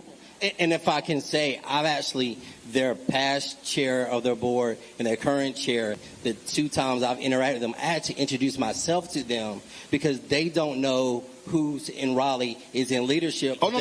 Here. So they gonna know now. Yeah, they know now. But that's my point. No. That's my point. I mean, at the end of the day, if all you keep hearing is they're unaccountable, they're not talking to anybody, as political leaders, that's the level of pressure that needs to be placed upon them to get those answers. Because again, we're talking about whatever decisions that they make with that school and that property has a direct impact on that neighborhood and the city. Well, guess what? I said in 10 days. It took them 13. They had a meeting today. It took place in the office of State Representative Abe Jones. The invitation-only meeting was between President Dr. Marcus H. Burgess. You know, he ain't got time to come on our show, but he can go talk to white media, WRAL. Board Chair Brian Boulware, he ain't responding to us to come on the show as well, but glad he showed up to a meeting. Board member Charlotte Clark Turpin, Representative Jones, Raleigh City Council member Corey Branch, community activist and select alumni. Now, Jones nor Branch was available to join us tonight. We're going to keep calling to discuss what happened in today's meeting. We contacted St. Augustine for a statement about the meeting because they will never agree to appear on the show. They did not respond to our request. Y'all know we're going to email y'all every single day.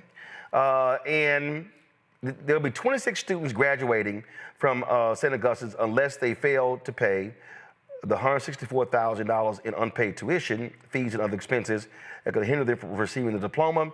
The school is literally asking for donations to help these students pay off their debts. You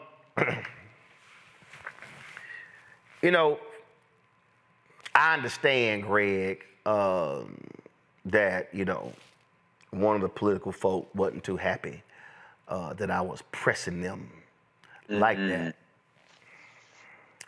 Tough, you ran, got elected, sucked that shit up. But this is where something that for me, I am never going to apologize for. I am not going to allow any HBCU to come to the community, please help us out, please support us, we need donations, but then you don't want to come tell the people how you are spending your money. What can I say, brother? That is, that's one of the great challenges, the T word in HBCU culture. And I won't restrict it to HBCUs, but I went to an HBCU. I've worked at white schools and black schools, and I spent the last quarter century at Howard and traveling the country, spent a lot of time at a lot of different HBCUs with a lot of my colleagues who are often alongside the staff, the least regarded when it comes to these issues, and that's the faculty. So I can say that transparency is maybe not a different challenge at HBCUs, but certainly there is a distinction to be made. And I think a lot of it has to do with black culture, regardless of how we want to define that broad and sometimes amorphous concept, and it can be distinct from each other depending on where we are. But there is a sense that there's this obligation on two fronts when it comes to black institutions. One is to, quote unquote, not wash our dirty laundry in public, which has some value to it, but not in all instances. And I think this is one of the instances where it doesn't, even as we know that St. Aug and Shaw sit within spitting distance of the North Carolina legislature, and those hillbillies down there want nothing more than to get their hands on both those campuses. So that's one. And the second one is this idea that we should just trust authority, whether it be elders. In many ways, HBCUs are run like the black church. Whoever the pastor is, just shut up and follow and march in line, and we see how that works out. So you see that converging in a moment like this. And when you show up on a campus, what you bring is that air and that sunlight, and ultimately it creates short-term pain for those who are in it for the wrong reasons, selfish gains. They'd have made a side deal. Some white woman promised them a couple of tickets on a cruise, or maybe a ride on a Learjet, or maybe $5 worth of stock and whatever they're going to do at the campus once they take it over. Well, they're scared of hell as hell for you to show up, and they should be. But in this case, I think it's challenging on this front, finally.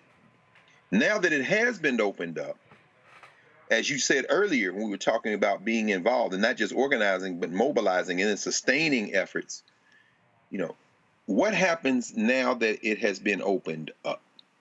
Because clearly the forces that want that campus have not yet completely revealed themselves. And they are not the trustees. They are not the president and the current administration. They are those white, well-resourced forces that want that campus. Once you've opened it up, then they jump in and say, yeah, we need transparency. And why not? We ain't talking to you. We're not talking to you. And that's where everybody listening to this now has to jump down and get completely involved. Because I'm telling you right now, on the campus I work on at Howard University, they're holding their breath. You know why they're holding their breath? Because until and unless we all get involved and engage in surrounding and supporting these HBCUs, they feel like when they call you downtown, you got to dance on the head of a pin. And then people say, well, why y'all doing that? Hey. Transparency is going to be your only protection. So thanks for opening us up, Roland. I suspect this won't be the last HBCU campus you're invited to do the same thing. I just think, Tiffany, for me, it's very simple, and that is we had family and students and alumni saying, man, we can't get answers. After we did that, we had a pastor from Detroit who said he'd been trying to get answers to his $50,000 scholarship. Couldn't nobody give him answers. And guess what? After he came on our show, all of a sudden, he got an email from the president saying, hey, can we chat? Now, he couldn't get no call before. See, so all the folk who, see, again, now Burgess won't come meet with us, but guess what? I'm going to stay on your ass. There's something that I want your followers to pay attention to. So we talked about mobilization, we talked about follow through, and we talked about power. Now I want to talk about direct ask, because what you just did in that town hall was really important. You said, where's the plan? He said, he told me he has a plan. And you could have stopped there, but because you've been— Oh, hell no. I know, but this is, if people don't know what a direct ask is, it'll go over their head. You see what I'm saying? You say, where's the plan? Oh, you got it? Okay, cool. Well, what's his executive order mean? Oh, he just wrote he supports HBCUs? Oh, HBCUs? Okay, well, cool. first of all, Representative Abe Jones, we didn't show the first part. He was like, well, I can't meet by myself. I said, okay, all right, this is how I want you to meet with. Well, it can't just take me. Okay. And then they were like, I said, well, who's city councilman? They were like, he right here. I was like, are you the councilman? Come on up here. See, we ain't about to sit here and play this game. You can't. And people want to have performance events, performance conversations. People want to stay safe. They don't want to be held accountable. And not only that, it's important for people to pay attention to how you ask the question. You gave them a deadline. You told them who needs to be in the meeting. You told them what the outcome of the meeting needs to be. Let's be very clear. And you didn't just do it because you're a journalist, because anybody could do that. We watch Gary Chambers do that all the time at a city council meeting. By this day, or with this person, by this time, can you have these things? And so the direct ask is really important so we can get to the clarity. And last thing, there's a lot of people having conversations about what the problem is. And you have demonstrated, whether it's right or whether it's wrong, whether it's a good idea or whether it's it's going to help us win, you have an idea. Y'all need to gather and have a meeting, and then look what happens. The meeting actually took place. Now, 13 days is nothing to fuss at. That's fine. It happened, and it happened. But the follow-through needs to happen. And if they're not responding to you, they're not telling you what happened in the meeting, they're not telling you what the outcome of the meeting is going to be, what the next steps are, then we have a problem. But you asking the question directly and not just saying, do you have a plan, and then stopping and taking his word to say, yeah, we think we have a plan, it's fine, I haven't seen it, is almost like somebody saying, yeah, we got Santa Claus. I ain't never seen him, but we got Santa Claus. We have to be able to push people and ask the direct questions so people can give us direct answers so we can get what we want. Because see, here's the biggest thing for me. This is real basic for me, Reese. Don't come. See, I apply this to everybody. That's true. Anybody can do it. I apply it. Listen, my philosophy is real simple. If you do good, I'm going to talk about you. If you do bad, I'm going to talk about you. At the end of the day, I'm going to talk about you. And all I'm saying, the problem that I have, the biggest problem that I have is I cannot watch or let somebody come to us, woe is me, we need help, we trying to get our accreditation, can y'all make some donations? When somebody, listen, Tiffany know, oh, we trying to get these students from Florida A&M. How many? Lord have mercy. How much y'all trying to raise? He did that to me. She's like, well, we're gonna keep the conversation going. Dr. Carr had to pass me a note card and a pen so I could do some math on the paper. You sit over there and count. I'll come right back to you. See, this is real simple. And superseded the goal. Come on. I'm just saying, my deal is, This is not that complicated. Don't come to me and say, St. Aug, we need donate. How much? How much you need? Where did the last money go? Who's over the money? Who approved? See, we ain't doing all. This is my problem. Come on. And I heard this crap from Bethune-Cookman. And then they tried to get smart. That's right. I'm going to go old phrase. They tried to get smarty-yard. Never heard that. It's a smarty-yard. Watch the Chris Rock Bring the Pain special. You see what I'm talking about. Greg know what I'm talking about. Oh, you one of them smarty-yard brothers. Yep, I'm a smarty-yard brother. That's what I am. And I sat there and I was like, they were like, well, since you got all these questions, why don't you come to campus? Which day? I've been waiting for you to invite me. All you had to say Then they went, tell me to come. he coming. Yep. Then we picked the day. Then we found a location. Then the Bethune-Cookman people pressured the church to cancel the town hall at their church. Y'all thought I wasn't gonna find a second church? Ooh. Found a second church. And the students told me, they like, ooh, they've been cleaning up shit. They've been painting. They've been cutting stuff. No, they yeah, sure did. The students didn't tell you that. What does that Ida B. Wells sign say over there on the other side of my studio? Here we go ahead and show that sign. I told y'all, what does that sign say? I keep telling y'all people, we are not playing with y'all. If y'all want to sit here and play games, we ain't playing with y'all. That sign is real, that art piece is real clear. Can I get a shot of this art piece, please? Thank you very much. It says, the way to right wrongs is to turn the light of truth upon them. And Reese, I'm telling you, telling you right now, Reese, to the board members and the president, the interim president, keep ignoring my calls. Do not be shocked if I show up at your house. Pull up. Yeah, well, one thing about you, Roland, you're going to put your money where your mouth is, and at least you're asking questions, you're making the ask in a way that's constructive. This isn't a rag on HBCUs. You know, like you said, you do good, you talk about them. We had Dr. Kim Rowe a couple weeks back talking about the great work that he's doing down there at his university as well. And so the bottom line is, if you don't want people in your business, don't put them in your business. You don't get to come and ask for money and think that I ain't gonna audit your ass. Come on. It's like your family member. Reese, I need to borrow $1,000. For what? Automatically, I'm gonna run you down. I'm gonna run you down. But then I see you on Instagram at a birthday party with bottles, and I'm like, wait a minute, I thought you needed $1,000. What's going on? Listen, I had somebody, Reese, Tiffany, and Greg, I had somebody doing some work for me, and they asses were not sending the stuff to me, and I'm on Instagram, and I'm seeing your ass with hashtag LA Nights. I said, oh no. Your ass took a trip to LA, and you having a good ass time on my money. Busted. The moment I saw them post, I sent a text. I better see your ass at 9 a.m. on Monday, and I pulled everything I asked for. I need to see a. Oh no, you ain't gonna be flossing on my money and not turning in your homework. Hold them accountable. Reese, go ahead. No, but I mean, look, at the end of the day, don't give people any ammo. You know, if you don't give people any ammo, they ain't got no reason to talk bad about you. And so when you handle your business, when you come up with a plan, saying you have a plan is not a plan. What are the specifics around the plan? As soon as you involve more people in the day-to-day things, unfortunately, you have to be more transparent.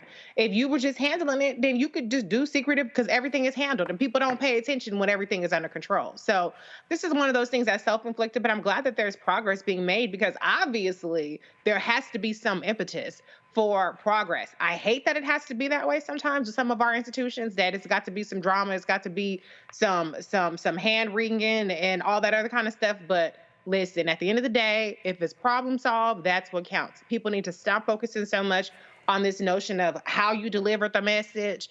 As Dr. Carr pointed out, oh, you got to keep stuff in-house. People need to focus less on, how abrasive it is, the tone and all that kind of stuff, and focus on, did we get to a solution? Did we move forward? Right. Did we move the needle forward for the students and for the longevity of these institutions? Because be very, very clear, Right. whether it's at the state level or at the federal level, HBCUs are going to be under more scrutiny than ever before. And see, when somebody said, I ain't like your tone, I ain't like your leans. Yikes. Yikes. I ain't like your tone. I ain't like you not paying faculty and staff for 6 months. My God. I ain't like your tone. I ain't like health insurance not working. I ain't like your tone. I ain't like you not paying the black-owned landscaping company for cutting the grass on the 100-plus acre campus. I ain't like your tone. I ain't like you telling students they owed money when they didn't owe money. See, this is real simple. Reese just said it. If you don't want nobody in your business, handle your business right. Period. We have black folk. St. Aug has been the last place of refuge. Yes, sir. For a lot of black kids in North Carolina, Chicago, St. Louis, and other places. Yes, sir. And I'm gonna say this again, what I said that night. I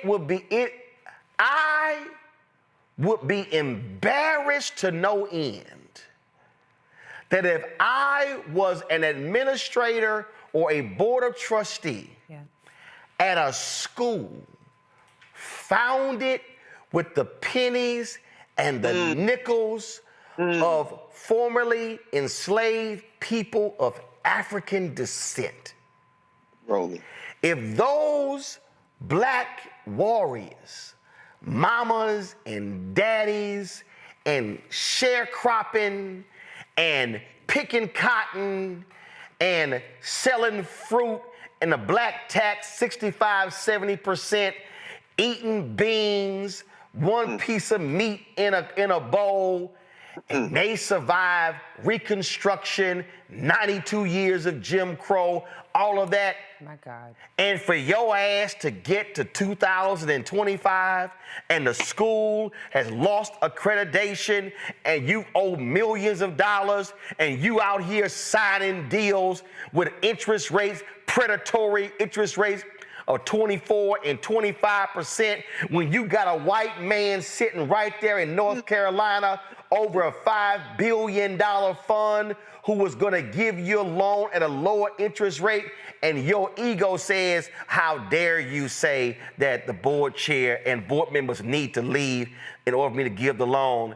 That ain't no different when I looked at my now deceased sister's then husband. I said, if I'm gonna be sit here and pay the bills of my sister and my 4 nieces, you could take your punk ass out of this apartment because I'm not gonna pay for the AC and the lights and the food, and you lay your sorry ass up here and you ain't paying nothing. Oh yeah, no. My wife, I left the family breakfast, went to the apartment, my wife started praying. R.I.P. She knew where I went. She started praying. That's a praying woman. She said, oh, I know where he went. She started getting bail money. Yep. It's the same thing. If I gotta bail your ass out, then your sorry ass gotta go. That's literally what he said to Brian Boulware, the board chair. Cause your ass ain't figured this out. And hell, I done pulled up so much information on Boulware on how many businesses that he had that he now don't have, and the stuff that he lost. If you can't take care of your own personal finances, how the hell are you gonna take care of St. Aug? See, I done told y'all, don't. I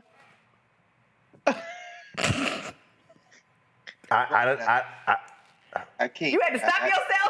I know. I ain't never seen Roland because I had a flashback to Papa Pope on Scandal when he said to Edison, "Don't make me angry." Oh, you ain't even angry yet. This is what? No, that ain't angry. No, right now I'm just highly miffed. Oh, okay.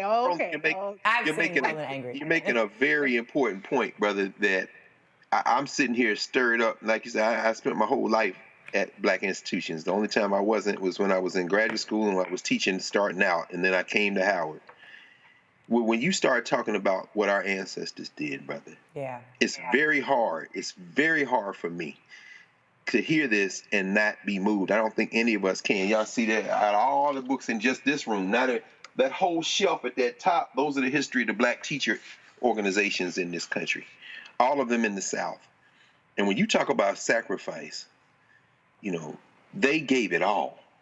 There should be no black institution that has anyone in leadership who does not only thoroughly understand that history, and I'm here to tell you as I look in this camera, that they don't. That they do not. If you put a gun in their mouth and someone blow your brains out, if you cannot recite the deep history of this institution, it'd be a lot of dead HBCU presidents, a lot of dead board members. But that having been said, when you don't understand the sacrifice, and an elder said this to me maybe about 5 years ago about the nature of HBCU boards.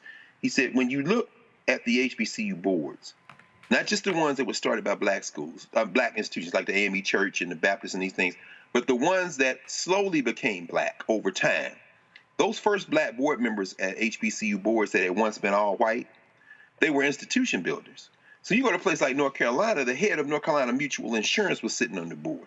When you go to Mississippi or Alabama, these people who had built institutions, who had done like what you're doing, but building institutions. Then this person told me somewhere in the 80s and 90s, you start seeing that generation as they are dying out, as they are becoming ancestors. The people who start coming on those boards are employees. The first Negro to work here, the senior vice president Negro here. And it doesn't those institutions, but they think differently. It's different when you've built something than when you're an employee. And so now their desires for the institution, they still want black people to do, and they will sacrifice it. But what they think about it's in terms of employability. Well, we need to cut this from this program, or we need to move here. What jobs are in there? All important conversations, but they don't have the commitment in the same way. And now where we are finally at this moment, we got people who should be nowhere near boards of trustees. Boom. We got people who should be nowhere near academic leadership at academic institutions who say, we got to run this like a business. Yes, there's a business dimension of it, and that's very important, but you're not an educator. We're at a crisis now with our black institutions, Roland, and I'm going to be quiet now, brother, because when you stir up those ancestors, brother, I tell you, man, it makes me to the point where I need to stop talking, because that's too much, brother. No, it's not. It's exactly what we need to hear. Don't stop talking like that. Yeah, that's why when I walked on that campus and I was like, man, ain't nobody here. Like, Carol said the students weren't on campus. I mean, you hear that. Sure. It was deserted. Wow. And then how you sitting here charging folk full freight? I done told y'all. That's how I felt about a lot of the campuses that charge full tuition during the pandemic. I'm trying to listen. This is about full accountability. That's all. This is full accountability. And so folk want to sit here and again play these games. They ain't what I do. And I look. We didn't have to go down there. We didn't have to spend money to have this town hall. And Reese, you're right. And y'all turn the audio of my iPad up. And I'm telling y'all, the reason I froze, I'm telling you, Joe Morton came right into my head. And I remember this scene right here. Oh, Lord. Don't make me angry. That's what I thought. Look at the fear on his face, though. That's all I'm saying. Look at the fear. That's all I'm saying. You see how stuck he is? That's Norm Lewis. That's all I'm saying. How do you do it? Say it again. Don't make me angry. Just like that. With the pause afterwards. Then you know. Listen, that's what parents look like when they tell their kid, hey, cut it out. Hey, That's exactly what it looked like. Listen, we gonna close the show out, but I gotta give y'all his last story. I told Kara this story last night. So first of all, tomorrow is my daddy's 78th birthday. Happy birthday, Daddy. So we're having a party in Houston on Saturday. True ass story. So I need y'all to understand, this ain't me. This ain't me. You model what you see. And so, depending on what your role, you model. So I'm a high school senior, and I'm working at Slave in Hell, Uh-oh. also known as Steak and Ale. Oh. So that's my family. We call it Slave in Hell. Only So people fast food know what you just did, Roland. Anybody ever worked fast food got another name for the place. Oh yeah. So I'm only working at Slave in Hell to make enough money to get my high school class ring. That's the only reason I'm working there. Okay. So we had already made enough money, so like fine, we pick up some extra. So it was Thanksgiving. So we were gonna travel to Kansas City for my grandmother and our relatives there. Now my dad was like, oh, your ass ain't staying at home just to work at Slave in Hell. So I went to a coworker and said, hey, can we swap, whatever? And the coworker agreed. So I get back, I roll up to Slave in Hell to look at the schedule. Homeboy pops out. He's like, hold on, you got fired. Because the person didn't do this, so yeah, you got fired. And I was like, shit, I'm good. I already got the money. I already made enough money for my ring, so yeah, all right. I will get my last check. Now, you got to come back next week. So I now know it's really about to be a problem. So I walk outside, tap on the window. They ain't gonna get my check. This engine, shit. Yeah. Shit. Turn the ignition. Y'all, this is 100% true story, y'all. We all know what that means. This is 100% true story. We all know what that means. Yes, ma'am. This is 100% true story. He turned the engine on. Because he thought she was going to be quick, so the engine was still running. He thought she was going to go in there and get it, come back. He get out. So my dad got his jeans, he got his cowboy boots on, and he got a cowboy hat. He do. Reginald Martin Sr. So he walk in, you walk in, see the hostess, she got a blaze on. I'm crying. You the manager? He took his hat off? This the look. Oh, Lord. You the manager? Death stare. She's like, no. No. No. No, sir. No, sir. Let me go get the manager. So and out of your way. so she go get the manager. He walks out. Hi, what got? Henry, you going to zoom that camera out? Y'all, I ain't no actor. I gotta act this out. He pops out. What can I do for you? I'm crying. No! Play with the hat. Y'all, I'm not lying, y'all. I understand you won't give my son his check. Not even looking at him. I'm gonna need you to give my son his check. Oh, not the side look. Homeboy. We'll be right back. I'm gonna go get the check. I'll be right back. Yeah, exactly. Yeah. No, it gets better. It's one more. So he comes out with the check. Mm-hmm. Tiffany over here crying. I really am. He comes out with the check,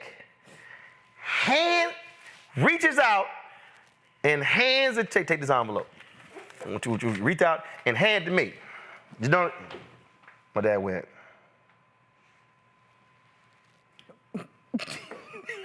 I gotta give it to the person the check belongs to. Give it to me. Hand me a check. Put the hat back on.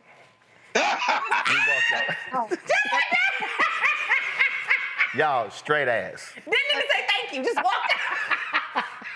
No goodbye, no thank you. No, nothing. So I'ma need. That's like an old cowboy movie. That's crazy. So I'ma need any of y'all who are wondering how I roll. Yes, sir. Now y'all know. The apple don't fall from the tree. I just want y'all to know. Oh my God, that was funny as hell. I just want y'all to know. That was funny. I want y'all to know. Y'all, that's a straight ass 100%. How much was the check? Shit, girl, I don't know. I think like probably Don't matter. like $132 or something. It wasn't even. It wasn't. I mean, it was like 2, 3 weeks worth. Like 2, 3 weeks worth of work or something. I don't know. Man, I was. Because he'd have been going to the cash register. Hey. Listen. Yeah. Straight up. Straight up. The rotation of the cowboy hat, though. Straight up. Right. And y'all gotta understand. I'm standing here looking at the white manager going. Oh, you in trouble, baby. I'm like, you about to have a problem. See what I'm saying? And then I'm saying, I'ma leave this Negro alone. Yes, sir. That ain't happening. Yeah, So that's the minute he stopped twirling that hat, he was gonna do something else with that right hand. That's Didn't even look up. Hurry up. My man handshake and he went.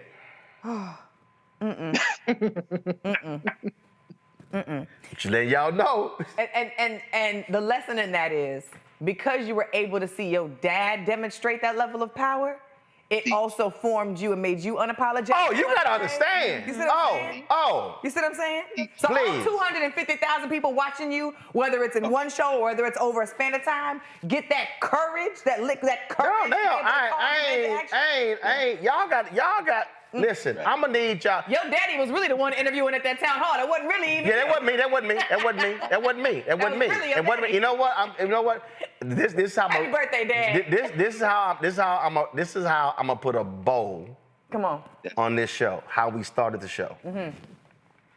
This right here is gonna encapsulate all of this when you understand how you. When you are active and involved, come on, how you use that to get what you need. Come on. Some freshmen at Texas A&M, brother's a sophomore. My sister goes to a high school for help freshmen in Houston, small school. You gotta have a 3.0 to get in. She takes the SAT, I don't know, she did 1,400, I don't know what the hell it was. But because she wasn't top 10%, wasn't high enough. So she applies, she gets denied. So Gail, I remember, his name was Gail T. Wood. He sat all admissions letters. I go meet with Gail T. Wood. Now I need y'all to hear, I was a freshman in high school. No, freshman in college. I was freshman in college. Freshman in college, but you just got there. No, but even though I was a freshman, when I was in the 8th grade, we took over a whole organization. And I tell y'all, I've been a little different. So this is what happened. I go in, I sit down with Gail T. Wood. It's the deal. This is my sister. Blah blah blah blah blah. He's like, well, she made the cut. She can apply next year. First of all, I didn't particularly appreciate that tone. Right. And he didn't fully factor in everything that I said. So, being who I am, y'all, this is absolutely no, I'm not elaborating, I'm adding stuff. I literally said, who your boss? Oh. He went, excuse me? I said, who's your boss? Well, my boss is the associate provost. I don't know what the hell he said. I went, where's your boss's office? Wow. He went, oh, his office in the Coke building. Thank you very much. I got up. Because I don't need to talk to you no more. Nope, I'm done with your ass. You can't give me what I want. You can't give me what I want. I'm going on to the man above you. It's above you now. I need to go to the person. I walked out. I walked out. I went to the Coke building, walked in, asked for so-and-so, walked in, asked for so-and-so. After I do this story, y'all, St. Aug, they done sent us an email. Oh. I got it. Okay. Yeah, I got it. Chair of the board sent it out. See what happens when you put that pressure on that ass, they start talking. But let me finish the story. So I go to the Coke. Real results. I go to the Coke building, sit down, ask for so-and-so. Secretary come out. I said, here's the deal. I'm so-and-so. My brother's a sophomore. My sister applied. Here's the whole deal. She didn't get in. I said, so yeah, we would like for her to be reconsidered and admitted. So then when she finished, she said, she took my information down. Mr. Martin, thank you very much. But then I got up and I said, when I went home, Mama and Daddy, I need y'all. Y'all been working on all these damn political campaigns. Y'all been working phone banks. Y'all been putting up signs. I said, I need you to call State Senator Gallegos. I need you to call State Representative Al Luna. That's who was over where we live, neighborhood. They were state reps. I need you to have them send a letter to the president of Texas A&M today asking that their constituent be admitted to Texas A&M. I said, now, there are 31 state senators in Texas. They need Gallegos' vote for any school funding. I need y'all to do this. I need that. You told your parents to do this? Mom and Daddy will tell you this. I said, I need y'all to do this today. I said, I need that letter arriving in the president's office today. Next day, my ass sleep at 9 a.m. My phone ring. It was a homegirl. She said, Mr. Martin, your sister's been admitted to Texas A&M. I went, thank you very much, hung the phone up, and I was like, called home, I was like, now we need to give her some scholarship money. Got that too. You couldn't just stop at the admissions? Hell no. You got what you wanted. No, I didn't. Chill out. No. That money. And you went and got admission money. No. Scholarship no. money. See, I'm telling you, no. See, that's a mistake. See, now. Yeah, because they stop at that. Now I need people, no, because see, you got to get everything you want. Yeah. See, I ain't come here for half. No, I need everything I want. I need admissions. Carr, what did Fannie Lou Hamer say when she got to the DNC? The Democratic Party, she said we ain't come here for no 2 seats. No, I need. We want the whole thing. No, I need admissions. I need money. 2 seats ain't enough. I need all of that. Now, I need everybody who's watching and listening to understand what I just said for you. Wow. Mama and Daddy put in the work on the front end to work the campaign. That's right. Mama and Daddy, they knew who they were when they called. That's power. And both of them did not want to piss off Mama and Daddy. That's power. Because you did not want to piss them off because they may not work for you, they may work against you. That's power. So I need people out there watching and listening. Come on. Who you think, and let me be real clear, and this is no shit. Mom and Daddy did not go to college. Mom and Daddy were high school graduates, but they worked in the community. They had jobs, took care of their families, but they cared about the community. They weren't rich. They were not donors. They were workers. So too many of us, we don't understand power. We don't understand leverage and influence. And so because of their work, they were then able to make the call.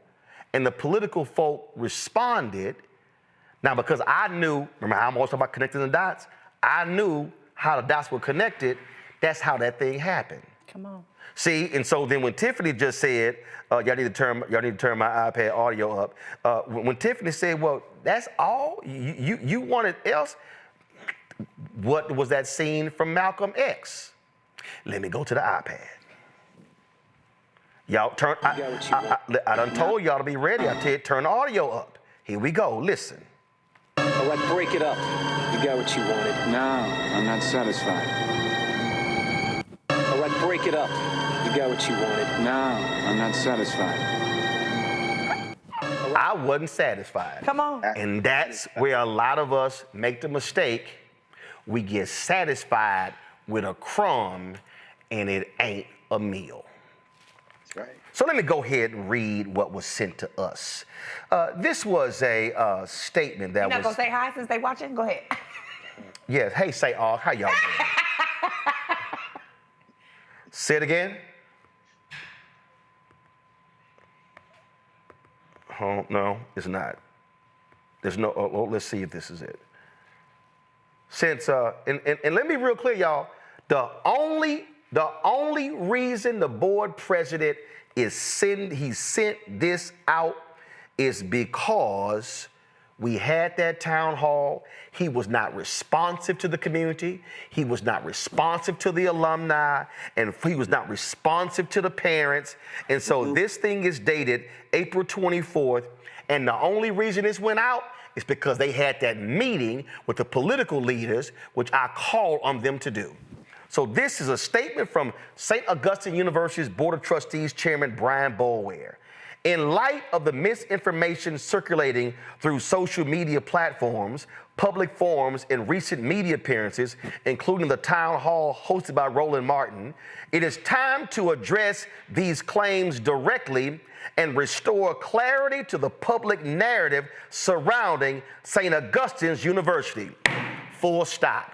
You were invited to the town hall. The president was invited to the town hall. Y'all were invited to this show. Y'all declined to come on this show. Y'all declined to come to the town hall. So don't you dare say there was misinformation that was spread when you and the interim president and every board member had an opportunity to speak truth about what was going on, but y'all declined to do so. I'll continue. The St. Augustine's University Board of Trustees has intentionally maintained silence in recent months, not out of avoidance, but out of a sense of responsibility. By choosing restraint over rhetoric, our silence was not indifference, it was strategy. We have focused on repairing broken systems, restoring operational integrity, and navigating sensitive financial and legal matters that require discretion rather than debate. Our priority has been to secure funding, stabilize operations, and ensure the long-term survival of this historic institution. Allow me to pause. The reason, Chairman Boulware, why this is some bullshit is because when Benedict was facing accreditation issues, the president came on this show. When Barbara Scotia, when they were facing accreditation issues, they came on this show. When Morris Brown leadership was facing issues, they came on the Tom Joyner Morning Show and they talked to the public about what was going on. At Talladega, when they had the issues with the president leaving, and when my frat brother came in there, Walter Kimbrough, not before they came on this show, he and the board chair had a live stream the previous week where they answered the questions directly for more than an hour from the news media and the public. They had financial issues. They made cutbacks, but they did not run. They did not hide. They did not sit here and be silent. They chose to speak up. But see, you didn't do that. You didn't show any leadership. And let's be real clear. The only reason you sent this out today is because we put the pressure on your ass to actually do it. Yes, sir. The current challenges facing St. Augustine's University did not arise overnight. They are the cumulative result of a decade of administrative negligence, financial mismanagement, and a lack of accountability. The facts are as follows. Carol, pull up and let me know, when did Boulware join the Board of Trustees? Pull up how long he's been on the Board of Trustees. Because when somebody says there's been negligence for a decade, I want to know how long you've been on that board. You better hope it's not 10 years. Let me know when you have it.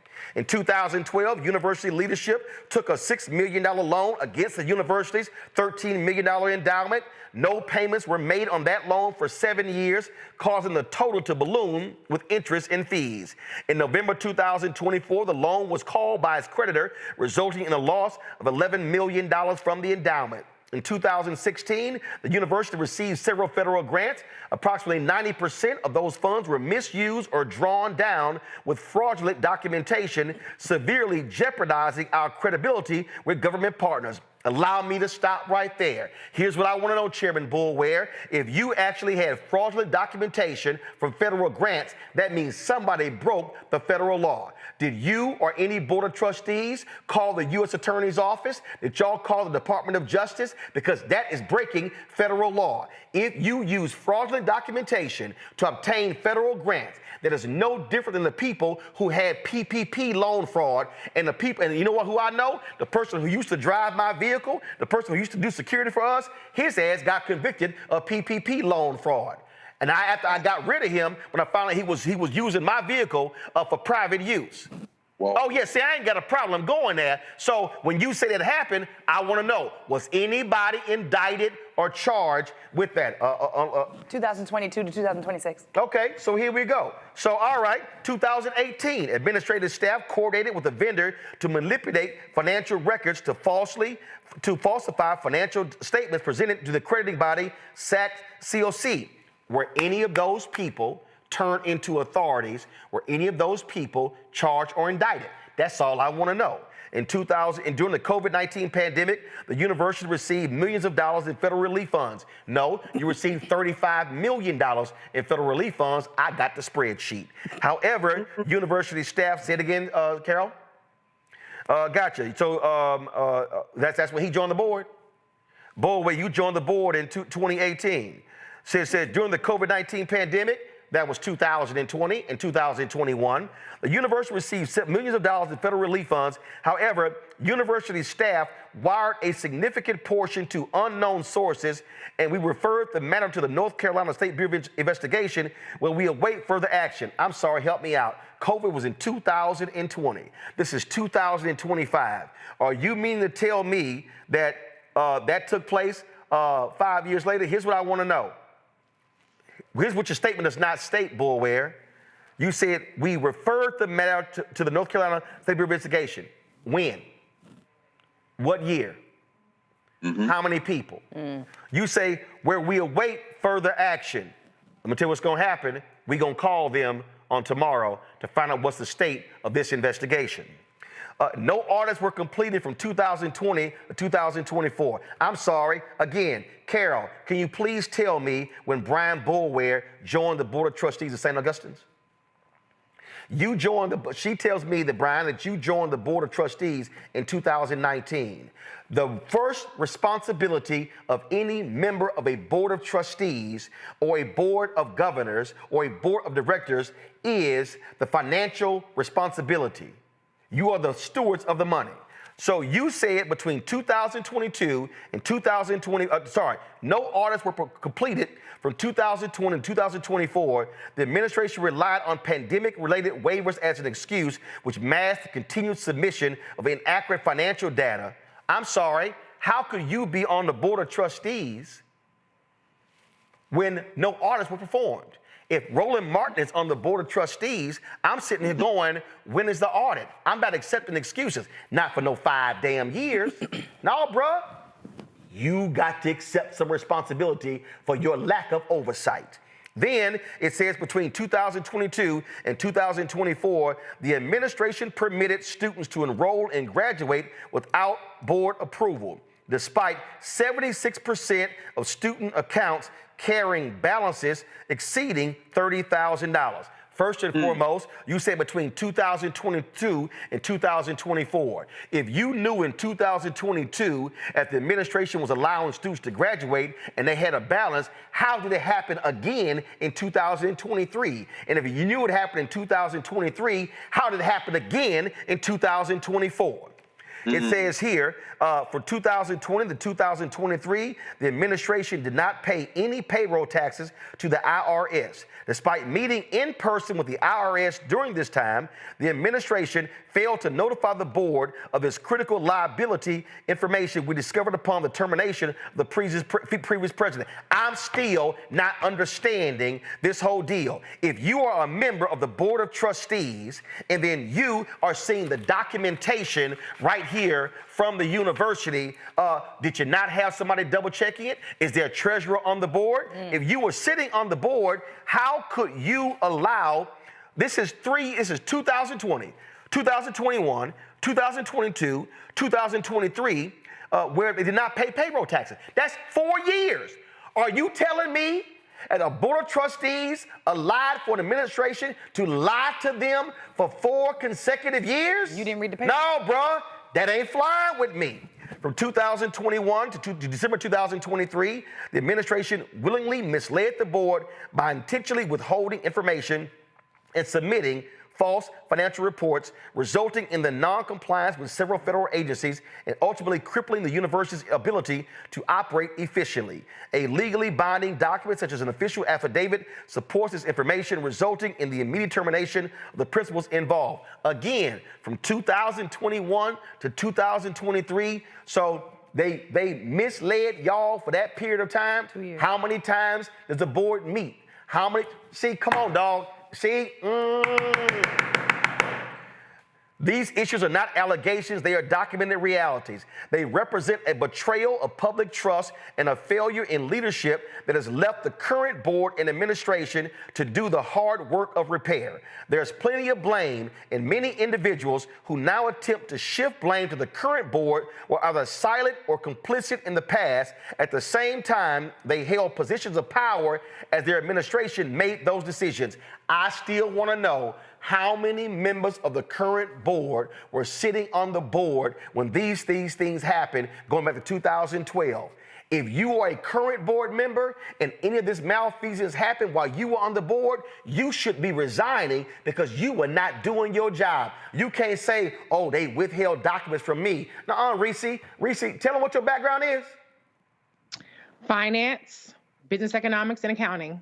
So this is real basic. If you had board members who actually had a resume like Reese's, they would have quickly picked up on this malfeasance. So the letter says, it's critical to note that I did not join the Board of Trustees until 2019 and was elected chairman in 2024 after most of these failures had already occurred.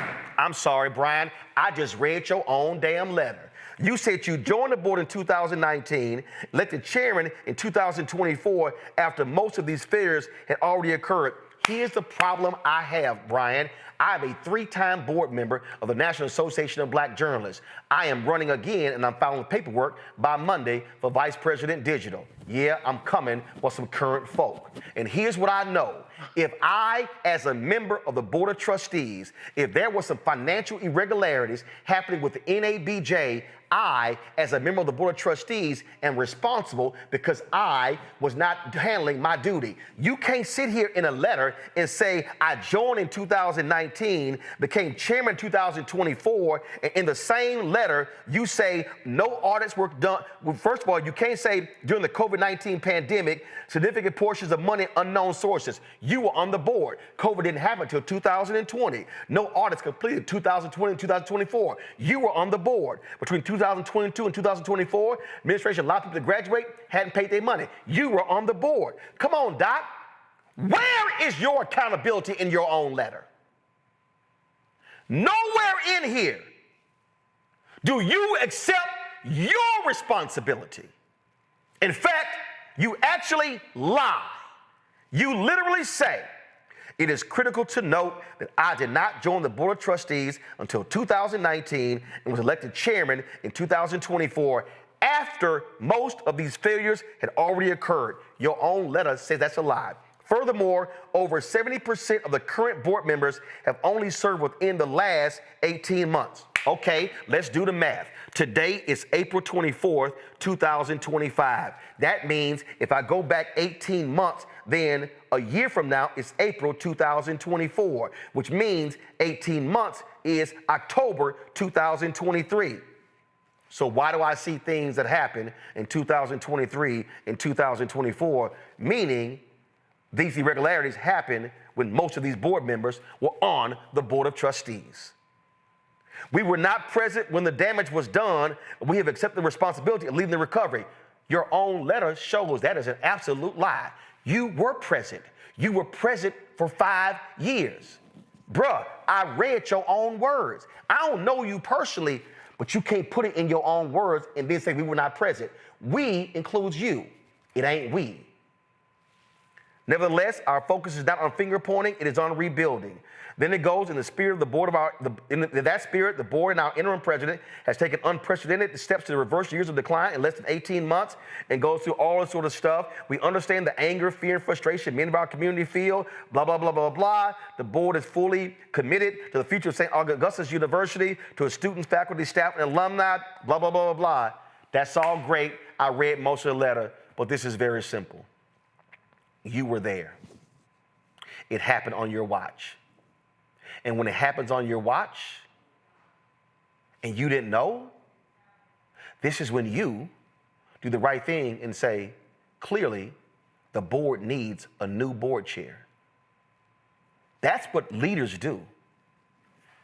If this level of malfeasance and financial impropriety happened on a board of trustees, and I was on that board, and I didn't know, and I wasn't aware, and it led to these issues, I could not look the membership in their faces and say, I'm gonna be the one to help get us out of that problem.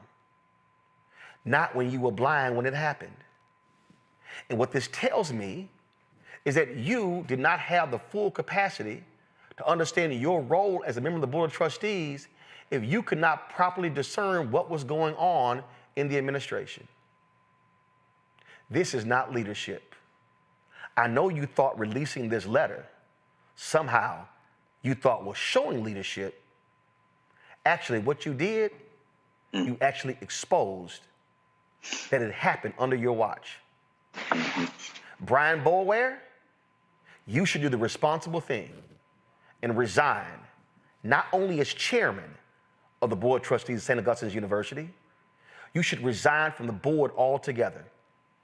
And any board member that was on that board when any of this happened, at any period of time, they should all resign.